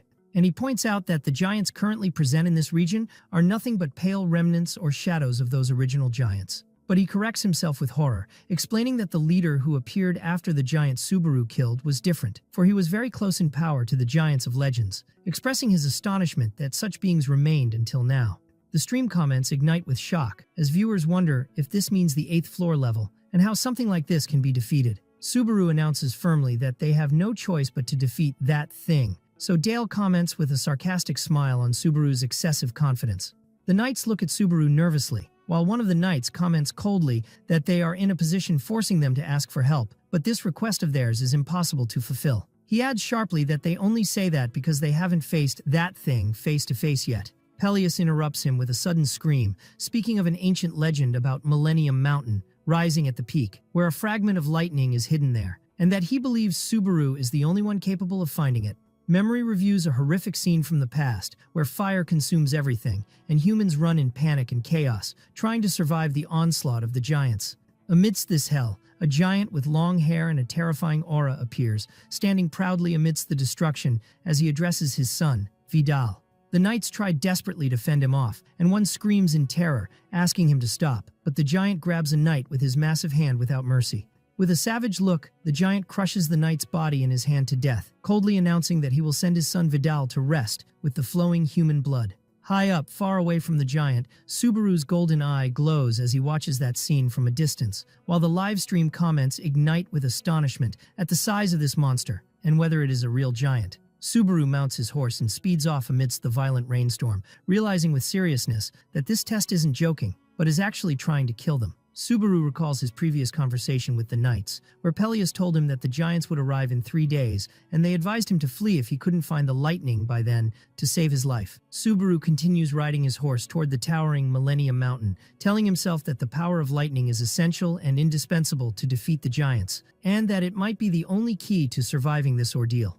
A system window appears before him asking if he wants to retry, to which he answers with a decisive no, announcing confidently that there is no test in this tower he cannot clear. Subaru suddenly realizes that he accidentally used a famous old phrase, while the comments catch it immediately, pointing out his overconfidence, and that they had heard this line before. Quests pour in on him from the viewers, where Safe Origin offers 3,000 credits, making Subaru feel relieved that he wasn't fully exposed despite his slip of the tongue.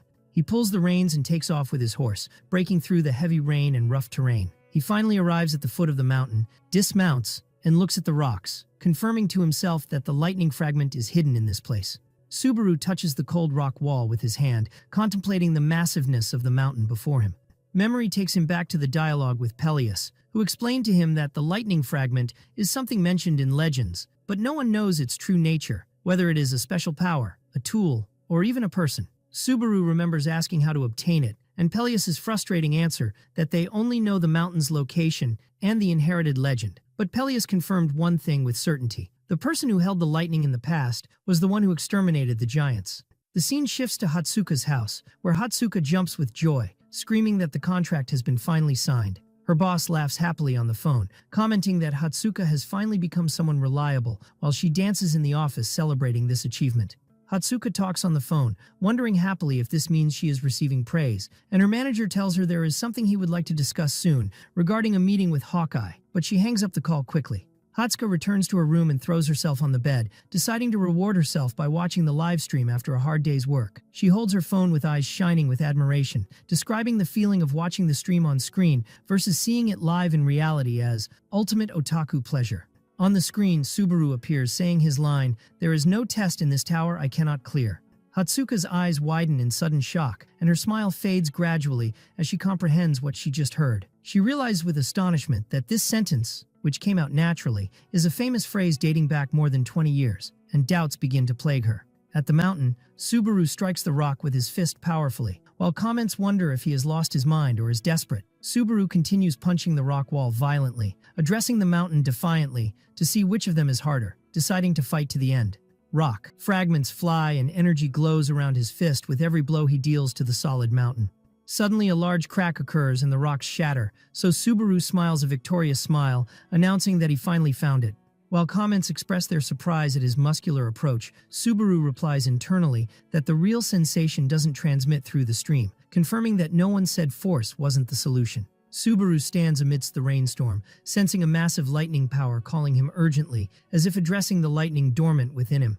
He finds himself before a giant metal gate decorated with ancient engravings, and it seems that what lies behind this door is the source of that power. While followers in the stream wonder about the hugeness of the door and how to open it without a key, Subaru decides simply that the solution is to smash it. Subaru activates the Wedge of Greed skill at level 3 to resist the recoil, while he begins generating lightning in his fist, in preparation for the attack. Black and golden energy gathers around his hand, and Subaru feels that the real test will take place inside, so he decides to answer the call of power summoning him. He focuses his energy fully, responding to the voice the lightning is screaming at him, and with a swift and powerful movement, he directs a destructive punch toward the metal gate, announcing his response to the call. A massive energy explosion in golden color fills the place, causing a huge boom.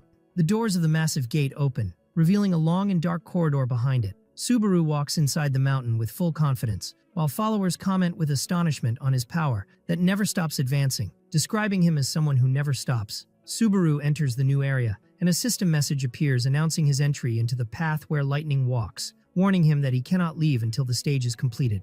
Meanwhile, inside the Knights' camp, tension prevails as the leaders discuss around the table, and one of them wonders if Subaru will really get the lightning, while Peleus looks completely confident as he sips his drink. Peleus confirms with a confident smile that Subaru will definitely do it. He says that this stranger has already proven his strength, and there is no room to doubt him, despite others' anxiety about relying on an outsider. One of the knights interrupts them with a face covered in terror, screaming that it doesn't matter if he gets the lightning or not, because they will all die in either case.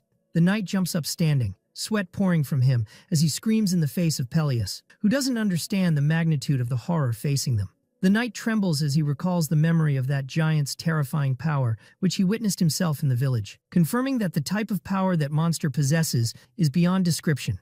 Peleus tries to calm him down, pointing out that, despite that, they cannot give up and sit waiting for death. Peleus asks them to put their faith in that young hero who is risking everything for them without return, just for once. But the knight looks at him with eyes bulging from fear and blood flowing from his lip, which he bit, muttering that saying that is easy for Peleus. Suddenly the cup falls from the table, and the atmosphere changes inside the tent, as the knights feel a strong earthquake. A soldier bursts into the tent screaming that the situation is catastrophic, and that the thing has arrived. Peleus and the knights are struck with shock that silences them as they listen to the news. Back to Subaru walking in a desolate rock cave, wondering what exactly this test wants from him. Followers notice the complete emptiness of the place, where there are no monsters or visible obstacles, which sparks their surprise. But Subaru's golden eye shines with intelligence, realizing that lightning is too fast to be seen, and that lightning before discharge is nothing but electric charges scattered in the air, making the matter logical. He deduces that this test is not designed to be passed by the sense of sight, and therefore it is natural not to see anything. Subaru closes his eyes, realizing now the true meaning of the name Path Where Lightning Walks. He begins to sense the strong lightning energy dormant in the depths calling him and pulling him toward it powerfully. Suddenly, Subaru bends down and grabs a rock and throws the rock forcefully in front of him into the cave, while followers wonder what is happening, as Subaru explains to himself that this feeling doesn't transmit through the stream, since the lightning that cannot be seen with the naked eye is spread everywhere in the air. As the rock began to crumble, due to the electric charge present in the air. The deeper Subaru went inside the cave, the more intense the lightning's reaction became toward the rocks he threw, as the rock disintegrated completely and its dust vanished amidst violent electric sparks. Subaru stood in the middle of the rocky corridor, while invisible thunderbolts struck violently around him, confusing the followers on the stream, who wondered about the nature of this strange test and the terrifying sounds they heard without seeing anything. Subaru realized the reality of the matter, and despite knowing the difficulty of the situation, he muttered that he had no choice but to move forward, describing this test as having very bad taste. Subaru dashed inside the cave, deducing that this test was designed to measure his endurance.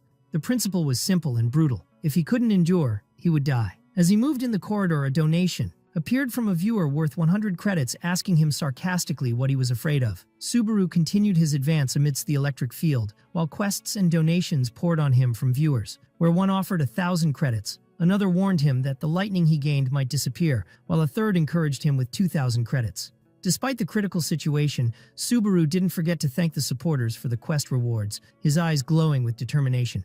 In another distant and quiet place, a pot was boiling on the fire in a warm wooden cabin, while Shigeru sat on the sofa relaxing. Suddenly, Reina entered the room, making him jump in fright and hide the device quickly as soon as he felt her presence. Reina looked at him with a sly smile, asking him the reason for hiding the device and accusing him of watching inappropriate things. Shigeru stammered, trying to deny, claiming he wasn't hiding anything and his eyes were just tired, but Reina didn't seem convinced. She sat beside him on the sofa, hinting sarcastically that hair grows faster when doing those things, causing Shigeru to scream in her face, asking her to stop saying strange things. Reina began eating a piece of bread, telling him she stopped watching the stream since he asked her to, but she can't stop herself. Then Shigeru asked her what she intended to do here. Reina turned her body toward him, questioning his tense reaction disapprovingly and asking if her presence prevented him from relaxing, when suddenly Subaru's voice came out of his phone saying he would endure it and do his best. Shigeru screamed suddenly in her face, saying she didn't have to say that in such a provoking way. Reina put her hands on her ears, complaining about his sudden scream that almost burst her eardrum, while Shigeru tried to hide his device again, telling her not to mind him, after putting the phone on silent mode. Reina looked at him with suspicion and astonishment, noticing he was acting with unusual stubbornness, describing him as a weirdo. Reina got up from the sofa, announcing with boredom that this situation was annoying, so Shigeru asked her anxiously where she was going. Shigeru tried to keep her, offering her to stay longer and eat bread or even lie down, in a desperate attempt to distract suspicion from him. But Reina left the room and closed the door behind her, so Shigeru sighed in extreme relief, muttering that he almost got caught. Shigeru took out his tablet, which was displaying Subaru's live stream, talking to himself that if she knew he was watching the stream, she would raise hell and wouldn't sit down, and he didn't even want to imagine that. Shigeru looked at the screen with sad features, confirming to himself that even if positions were swapped, the real Subaru would never have forgotten them. Subaru appeared on the screen explaining the deadly nature of the test, so Shigeru smiled, noticing that this streamer's personality and way of speaking resembled the old Subaru exactly. Subaru thanked the followers for the rewards, so Shigeru commented to himself that the only different thing was that the old Subaru wasn't obsessed with collecting credits in this desperate way. Shigeru laughed softly, wondering what this strange situation was, and suddenly a hand was placed on his shoulder from behind. Shigeru turned to see Reina standing behind him with a terrifying smile, asking him coldly if he really thought she didn't notice. Reina's face turned into scary demonic features, telling him it was still 100 years too early to try to deceive her. Back inside Millennium Mountain, a system message appeared asking Subaru to carve the path of lightning, while sweat poured from his face with intense focus. Subaru stood amidst the electric storm, and thunderbolts began striking his body and gathering around him, while the progress bar indicated a tiny percentage, reaching 2.3%. Subaru extended his hand, which was glowing with lightning energy, sensing a very familiar feeling, and confirming to himself that he had dealt with lightning countless times in his previous life. Subaru continues his progress with extreme difficulty amidst the electric storm, his eyes flashing from behind the mask while the progress indicator points to a meager 3.2% only, making him realize that the road ahead is still long and arduous. And with every step he takes, the intensity of the lightning striking his body increases, while followers' comments pour into the live stream, asking with astonishment why he isn't running, and suggesting he hurry up to end this torture. But Subaru, whose body has become riddled with wounds and under immense pressure, decides to ignore the chat completely, realizing he won't be able to read comments from now on due to his critical condition. Subaru extends his hand toward the electrified void, telling himself that merely reaching the finish line is a given for him. But his ambition exceeds mere survival or finishing. energy glows around his body as he resolves to use this situation to achieve a greater and higher goal than everyone expects. The scene shifts to a luxurious office, where Hawkeye sits in front of multiple screens watching the stream.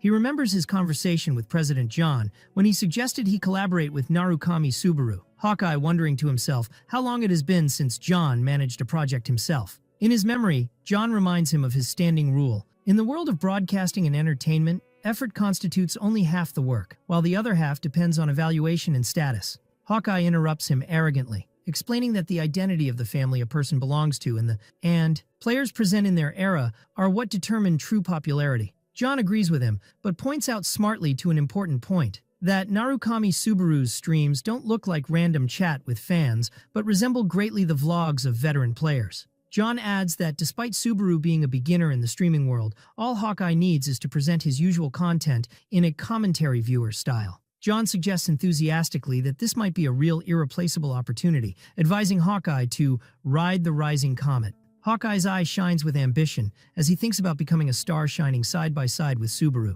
Memory takes him back to his moments of weakness, when he was told he ran away because he wasn't confident in his ability to climb the tower, while he was screaming inside that he wanted to become greater than anyone else. He imagines himself looking at the star-studded sky, dreaming of being one of them, and how he reached his hand toward the vast space, wondering with sorrow and doubt if he could really become like those legends.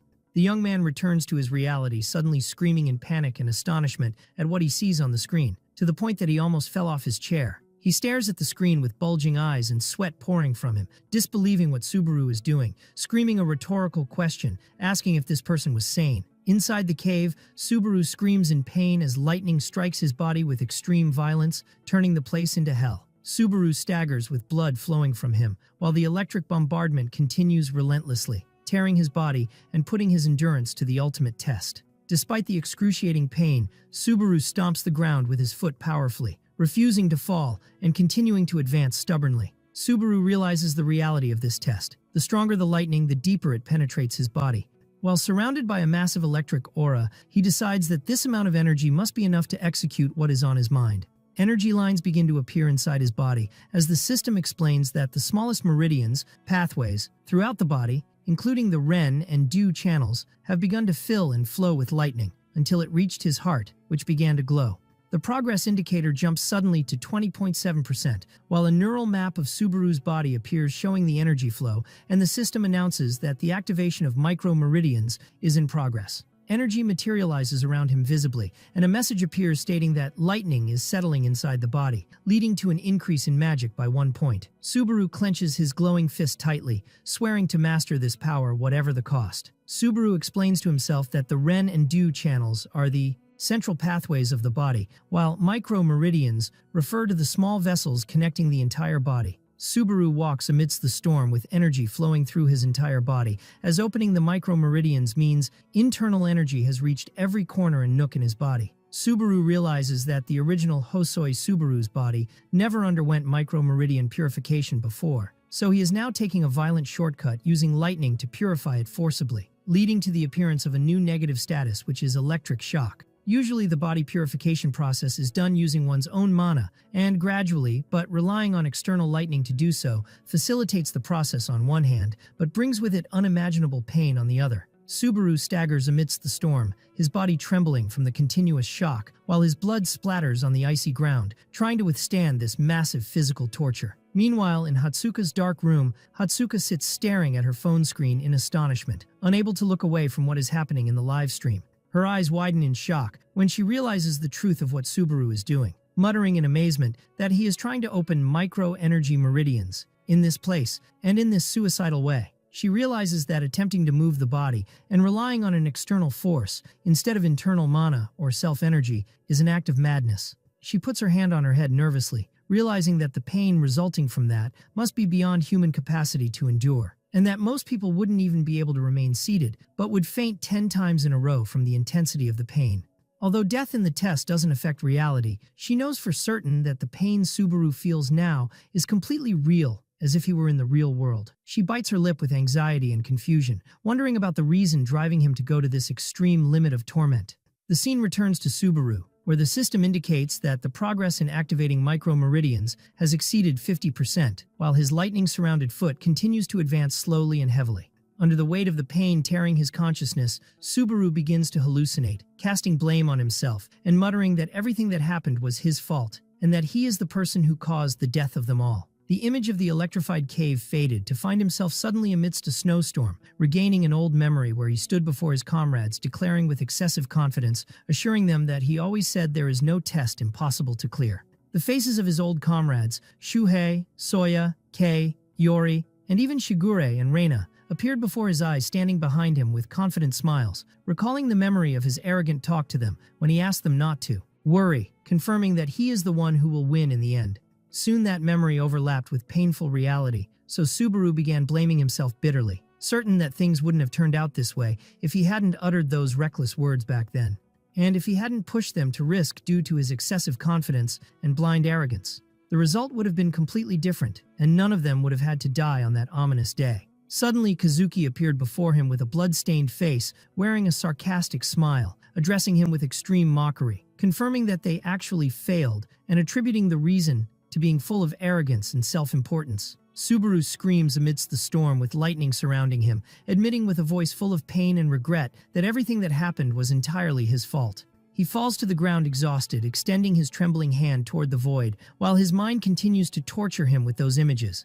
Suddenly, the scene changes completely, and Subaru finds himself walking in a sunny green field under a clear blue sky, wondering in astonishment about his location. A gentle wind blows, caressing his hair, while he sees a group of people sitting under a large tree in the horizon. His eyes widen in amazement as he recognizes them one by one. Shuhei, Soya, Kei, Yori, and even Shigure and Reina, all sitting together peacefully. Subaru runs toward them quickly, wondering with eagerness and hope if all that nightmare and death was just a bad dream. He looks toward his comrades with a bright smile and teary eyes, confirming to himself that this must be the true reality. He puts his hand on his comrade's shoulder, consoling himself that everything he saw was a truly gross nightmare, and asks them to listen to him about the type of that dream, while one of his comrades calls him by his name, Subaru. But suddenly, the comrade's features change to become terrifying and distorted, while they scream in his face with a direct accusation that he truly led them to their doom, and one of them tells him he didn't want to die. Subaru retreats in extreme horror, calling their names with a trembling voice, disbelieving this sudden transformation. Shino appeared before him with a torn body and began scolding him bitterly, reminding him of all the big heroic words he said, then asked with pain about the reason he didn't protect them after that. Subaru stares at her terrifying face and bulging eye, whispering her name in shock. The scene turns into a real hell, where the corpses and souls of his comrades surround him from every side, and fire burns around them. Their terrifying and painful screams rose, begging and appealing to him for survival, expressing their extreme fear and refusal to die. Amidst that, Subaru was screaming in panic, while drowning in this massive flood of blame and psychological torture. Subaru screams with features filled with despair and horror, reaching his hand out towards the phantoms of his comrades drifting away from him, begging them not to go and to wait for him. But his screams are lost in the void, and he falls to the ground in despair, while the echo of his final pleas resonates in vain. Subaru suddenly returns to his reality inside the test cave, kneeling on his knees, panting heavily with blood flowing from his mouth, realizing that what he just saw was nothing but a hallucination resulting from the process of opening the micro-energy meridians, and that he almost fell into a fatal state of chi deviation that shatters the mind. The system window appears, announcing that the progress ratio of purifying the micro-meridians has reached 97.87%, and that the thunder has now settled inside his body, granting him an additional magic point, while Subaru curses the person who designed this crazy test in his heart. Subaru rises slowly amidst the electric storm surrounding him, thanking that hallucination sarcastically because it reminded him of the reason he is clinging to life until now. And while yellow lightning sparks fly around him, he sees a phantom of Kazuki smiling at him, as if seeing a reflection of his sworn enemy. The scene shifts to the village, which is living in a state of utter chaos, where an army of giants and monsters storms the arena, while villagers and knights try to flee or repel this sweeping attack. A huge giant with terrifying features and a muscular body appears, standing tall above the destroyed buildings, striking terror into everyone's hearts. The knights tremble from the horror of the sight, disbelieving that this monster is the true boss, and despair begins to seep into their souls, believing that the masked man has fled and left them to their inevitable fate. Amidst this panic, one of the knights whispers to his colleague with shaken confidence that their savior will definitely return. trying to cling to a glimmer of hope. Commander Peleus intervenes, shouting at his soldiers angrily, scolding them for their doubts in the person they entrusted with their village's fate, even though they don't even know his name. Peleus looks at them with sharp gazes filled with disappointment, telling them, "Shame on you," and questioning their worthiness of the title of knights they bear. Dale places his hand on Peleus's shoulder, reminding everyone with a firm voice that before blaming anyone else, they must remember that protecting this village is their duty in the first place. He draws his sword, which radiates blue energy, declaring wisely that knights are not the ones to be protected, but they are the ones who provide protection to others. Dale rushes courageously towards the battle, calling on his men to die today as true knights, while Peleus and the rest of the soldiers follow him with war cries. The scene returns to Subaru inside the test, where the system indicates that progress has reached 99%, while the density of the yellow lightning enveloping his entire body intensifies. Subaru spots a glowing ball of golden energy floating in front of him, and immediately realizes, despite not knowing what it is, that this is the final goal of the test. His fatigue index rises to 97, and his eye bleeds from behind the mask, but he continues to push himself to take just one final step. Subaru rushes with a powerful jump towards the target, ignoring the red system warnings alerting him of the need to recover his energy and that any additional activity poses a fatal risk to him. In the village battlefield, an armored foot strikes the ground powerfully, announcing the knight's entry into a direct clash with the giant boss. The old knight Dale moves with speed and agility disproportionate to his age, dodging the monster's attacks and approaching it with his sword. Dale delivers a precise and fast strike, leaving behind a trail of blue energy. The giant screams in pain while Dale continues his sweeping attack, tearing through the beast's body with high skill. At that decisive moment, Peleus screams, asking Dale to leave the rest to him, rushing with all his might towards the staggering beast. Peleus jumps high into the air, aiming his sword towards the giant's weak point. And with a final decisive movement, Peleus splits the giant's body with successive sword strikes, saturated with energy. The beast roars with its last breath while its blood scatters in the air, and its massive body falls to the ground defeated. Joy spreads among the soldiers who scream in victory, cheering that Sir Peleus and Sir Dale have finally managed to take down the beast. The soldiers rush toward the giant's lifeless corpse, stabbing it with their swords in anger and vengeance, cursing the filthy monster, and praising the heroism of Sir Dale and Peleus. In the battlefield, the knight Peleus breathed a sigh of relief looking at the giant's corpse, thinking that the greater danger Dale warned them about had passed, and they could finally relax. But Dale interrupted him with a terrifying tone, denying that. Peleus looked at him in astonishment, as Dale confirmed to him with features covered in anxiety that the monster they just killed is not the intended one. In the back, the rest of the soldiers were exchanging laughs and congratulations, believing the matter wasn't that difficult, thanks to the prowess of Sir Dale and Sir Peleus. And while one of the soldiers was talking enthusiastically about eliminating the remaining small giants and finishing the mission, a giant hand descended from the sky suddenly to crush the soldier, and the ground beneath him in a single moment, turning the place into a pool of blood. Peleus and Dale froze in their places from the horror of the shock, and Dale shouted in terror, staring at the massive entity that appeared before him, confirming that this is the real monster. Peleus screamed with a trembling voice, warning that the level of this giant is completely different from anything they faced before. Meanwhile, inside the lightning test, the progress indicator was pointing to 99.99%, while Subaru extends his hand amidst the golden storm to grab the energy ball. He grabbed it tightly with eyes glowing with anger, vowing to make his opponents apologize to him in hell as the system announces the completion of progress to 100%. Subaru stood amidst the explosive aura, directing his threat to Kazuki and swearing to take his head with him as a souvenir. The golden lightning energy exploded violently, flooding the place with bright light. Subaru stood panting heavily, whispering that it was finally over. System notifications appeared announcing the completion of Micro-Meridian's purification and an increase in magic amplification rate and skill activation speed by 20%, in addition to increasing all stats by 2 points. Subaru grumbled wearily, addressing the test that if he had taken one more hit, he would have died, scolding the system for not warning him beforehand. Subaru fell on his back on the shattered ground, losing his strength, while the system announced clearing the 6th stage, the Legend, successfully. In the Sutton Company office, the manager was watching the screen with intense focus, muttering that Subaru is pushing himself too hard as he sees his health indicators collapsing. The manager tapped his finger on the desk, concluding with regret that this boy is not fit to be a streamer. Suddenly his phone rang, answering it to find Hawkeye on the other end, asking him enthusiastically if he had just watched Narukami's stream, describing it as madness. The manager asked Hawkeye to calm down and explain the reason for this excessive enthusiasm, to which the analyst replied with confidence that this boy will become a true star. Hawkeye leaned back in his chair, explaining that he will succeed as a player and as a streamer simultaneously, pointing out that he always considered the original Narukami a player more than a content creator. He explained that this is exactly what the viewers want, a copy of Narukami that is closest to the original, confirming that the true legend was not a streamer but a warrior. The manager listened in astonishment while Hawkeye announced his final conclusion, which is that they are now witnessing the birth of the player Narukami anew.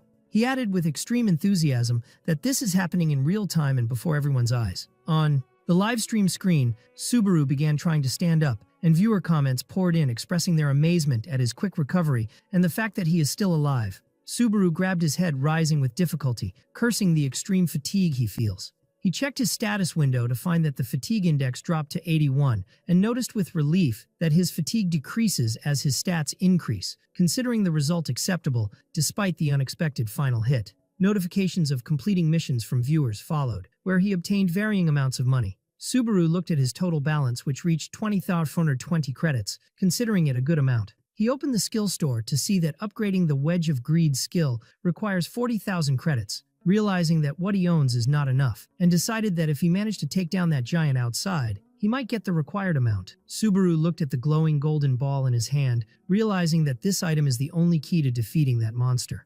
The information window appeared, revealing the Lightning Spear, a legendary non-tradable weapon carved from ancient lightning itself and possessing the ability to launch one single great strike before disappearing. Subaru stared at the ball in astonishment, thinking about the rarity of this item, which usually only appears on the upper floors, noting that it doesn't look like a spear in its current appearance. He summoned his inventory, explaining to himself that high-rank items can change their shape based on certain conditions, while followers in the comments wondered about the source of his knowledge of these minute details. He made up his mind and began walking towards the cave exit with confidence, announcing that the time has come to take down that thing.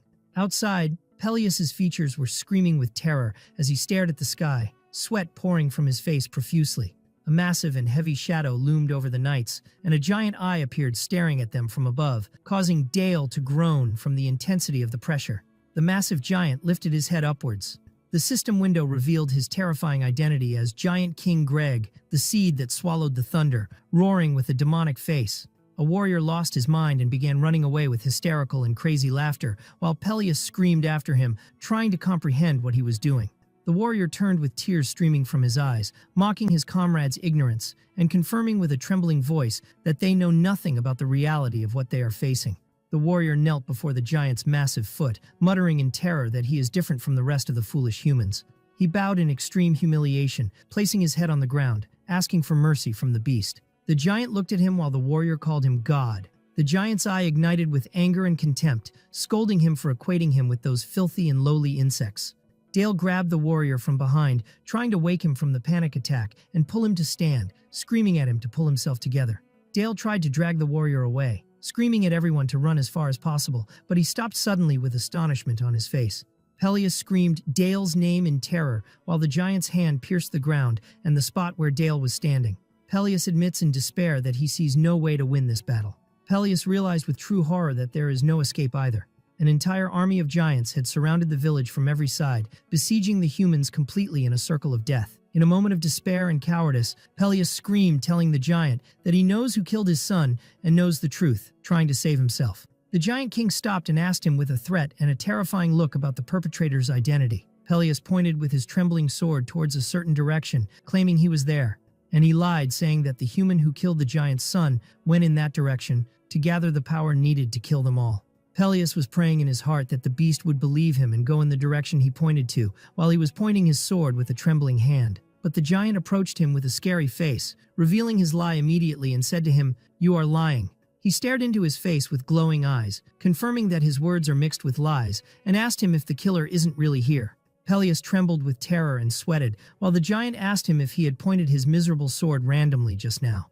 Their interaction is interrupted by the appearance of terrifying lightning energy above the mountain located behind them. Both the giant and Peleus turned towards the mountain, with looks filled with shock, while thunderbolts struck the mountain peak violently, making the ground tremble beneath their feet. And with a voice filled with dread and despair, Peleus called out to the Savior, hoping he would still be there to rescue them from this inevitable doom.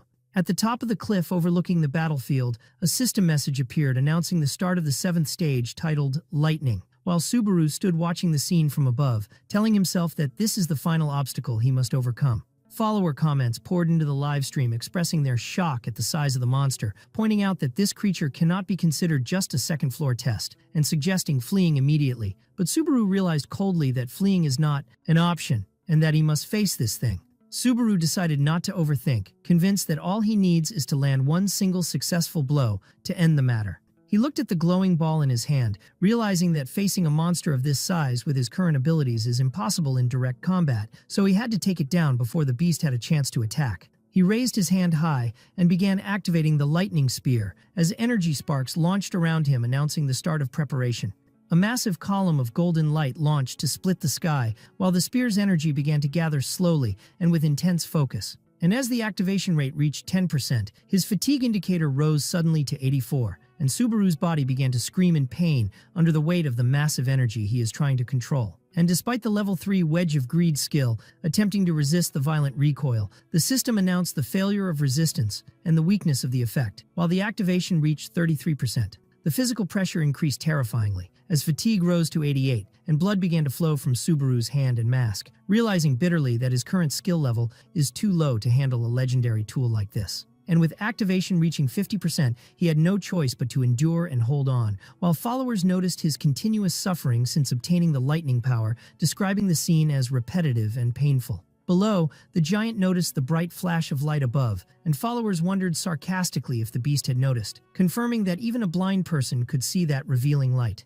Subaru admitted to himself the truth of their words, for after all this dazzling display of energy, it would be very strange if the enemy didn't notice him. While the activation reached 78.5%, the giant turned slowly towards the source of the light and stared directly at Subaru standing on the summit, whispering with a voice filled with malice that he is the person who killed his son.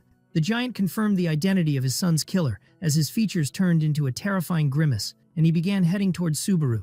The giant ignored the knights in front of him and began moving towards the mountain, so Peleus screamed at him, trying to draw his attention and confirming that his enemy is the knights, not someone else. But the giant paid him no mind. The beast continued his walk, causing massive destruction, while Peleus realized with horror that the villagers are in imminent danger due to the movement of the rest of the giants towards them. The giant walked with heavy steps that shook the ground, speaking in a tone dripping with pain and anger about his son Vidal. He remembered the suffering his son went through and how that suffering cannot go in vain. He continued crushing everything that blocked his path from trees and rocks, heading quickly towards Subaru.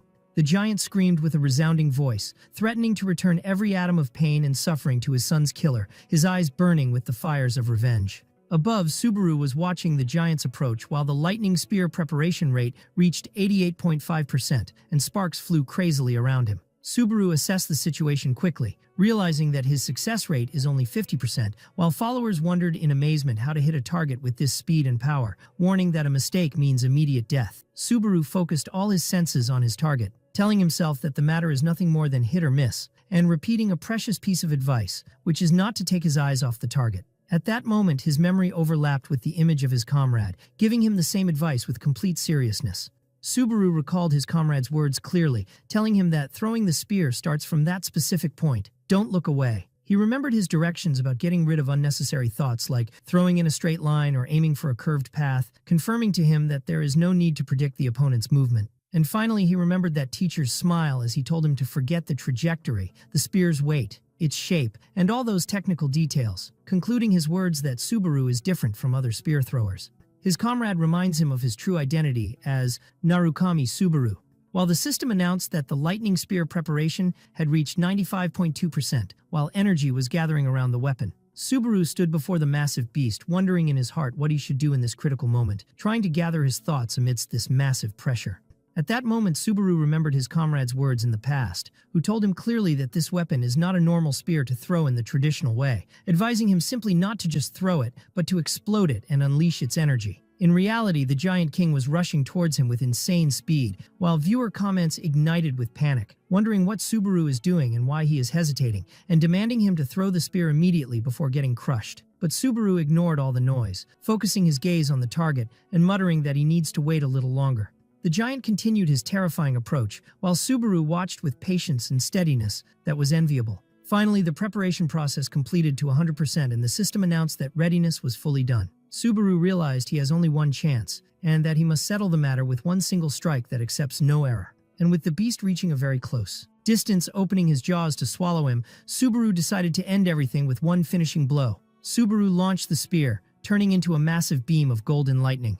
The beam penetrated the giant's head with destructive force. A massive explosion occurred, shaking the corners of the place, and sparks and energy flew in every direction.